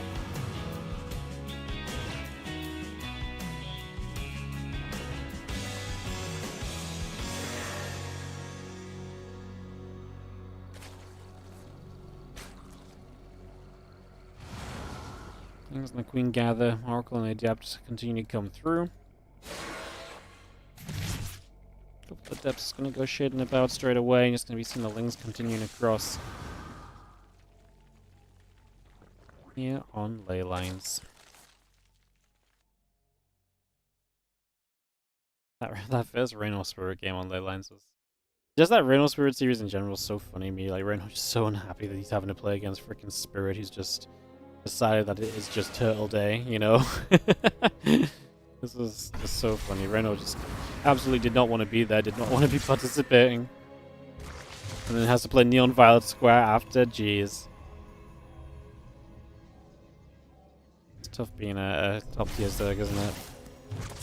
Well, Queen's going to go after the Oracle, the Spore Crawler finishing up. Drones, Queen's on the way through, Nexus and Assimilators coming online, Pylon and the Oracle coming in as well, so just a little bit of extra bits and bobs being added on for the moment, so we bring so much of that through. Keep that going.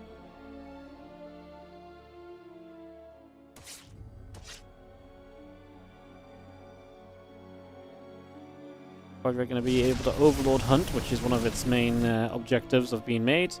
Overlord hunting going to be very beneficial, so we're able to do very well there. For a little bit, some damage being dealt. Doing a little bit of cleaning up the early stages. Order will go after and get rid of the Overlord.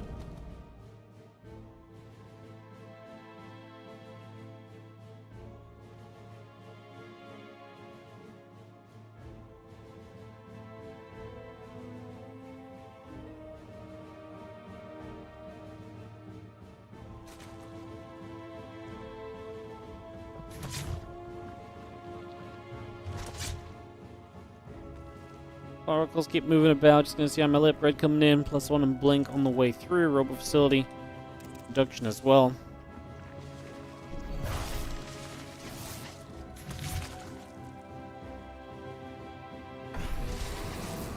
Spore Revelation comes down. A couple of Cryptoons getting knocked away at.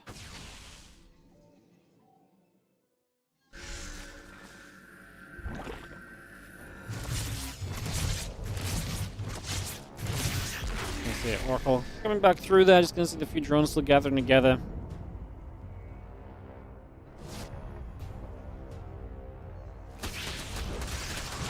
Just gonna get a wrap around. That's gonna be the battery. Already gonna get taken down, so the battery falls. +1 blink. The Rogue Bay coming through. The couple of Assimilators coming up as well.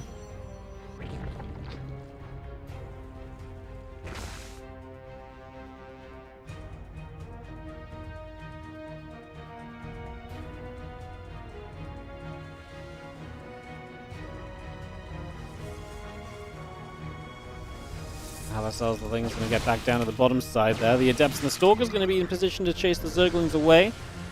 You got Hydroden coming up. The Roaches are coming out. The Roach speed still producing. And that blink continues into play right now as we have our +1 attack upgrade and the extended thermal lance coming through as well. So we continue to bring that into play as the Lings get back down to the bottom. Just for now. See what we can do.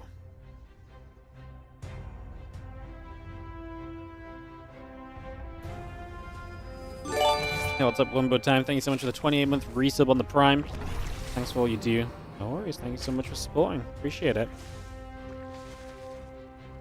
As that blink about a complete +2 attack and extended thermal lance on the way out.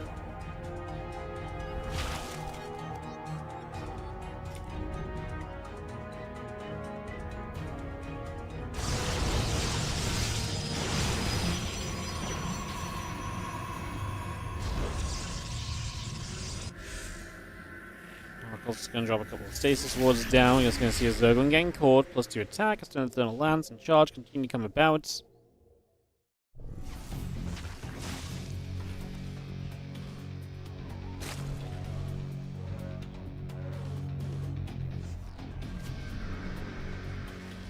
Roach Hydra continues to push through the middle. A couple of gates coming up there. So they're going to come over as well, as we do have ourselves the +2 attack, charge, and extended thermal lance still all built. Infestation pit is about halfway done.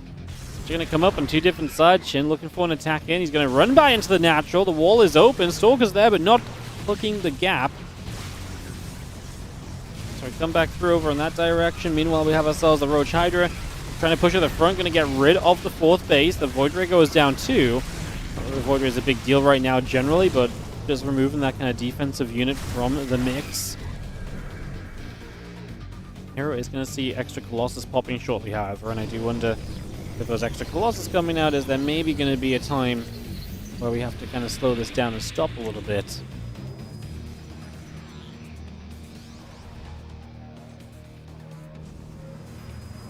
And I think that's going to be a tough moment to figure out, as you just see the +2 attack and Archon about to finish up. Prism moving over. He's going to set up into siege mode. A couple of oracles are going to be there. The Lurker coming through. The Hive coming online. +2 missiles coming up as well as we continue to bring all of this through. As the Roach Hydra tries to step into position. It's going to be seeing the units going to start coming through. The couple of Zelds are going to start going down. Hero just on a big old attack right now and absolutely looking pretty powerful. Having 3 Colossus and there not being a good answer to that is 100% an issue.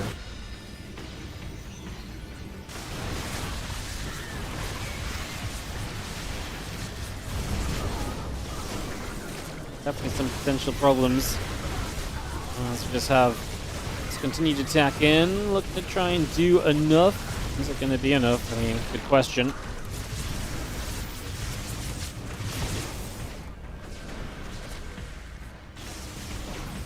It honestly looks as though Shin is in some trouble. Hero is looking to complete the reverse sweep here with the victory. If he can pull this off right now, and like I said, I really feel as though he's very much on his way to doing so. I think he's going to be pretty much there as we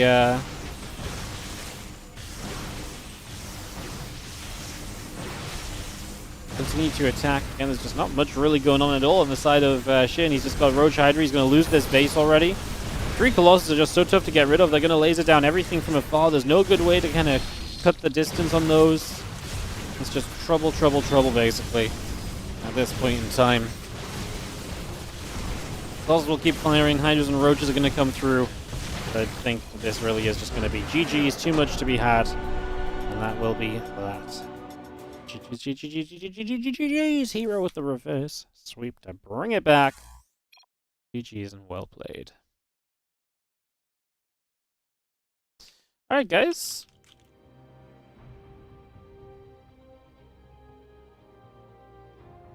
So we're going to be swapping over to our sponsored content right now, which is going to be Royal Match. Thank you so much for watching the StarCraft 2 with us today. If you're on YouTube, thank you so much. I'll send you guys a set of ads right now and then just turn you guys off. If you want to watch the sponsored content, come join us on Twitch. This is where we are required to stream it. So yeah, thank you so much, YouTube. Bye, YouTube. Everyone say goodbye to YouTube. We'll see you guys tomorrow for some Master Colosseum games. And then we are going to go and play Royal match here on Twitch for the next hour or so. If you want to check it out, !Royal in the Twitch chat. And then you can download the link. It is mobile only. I am also going to be playing on my phone. Look, I'm going to do this magical thing where I plug my phone into the PC. And you're going to get to see the Wardy phone. Point of view. Royal match content. So I'm going to get that ready to rumble here. And yeah, we're going to kick this off. Perfecto. Who won? It was Hero. Bringing it back 3-2 in the victory on that one. Alright, let me just turn off YouTube and stuff.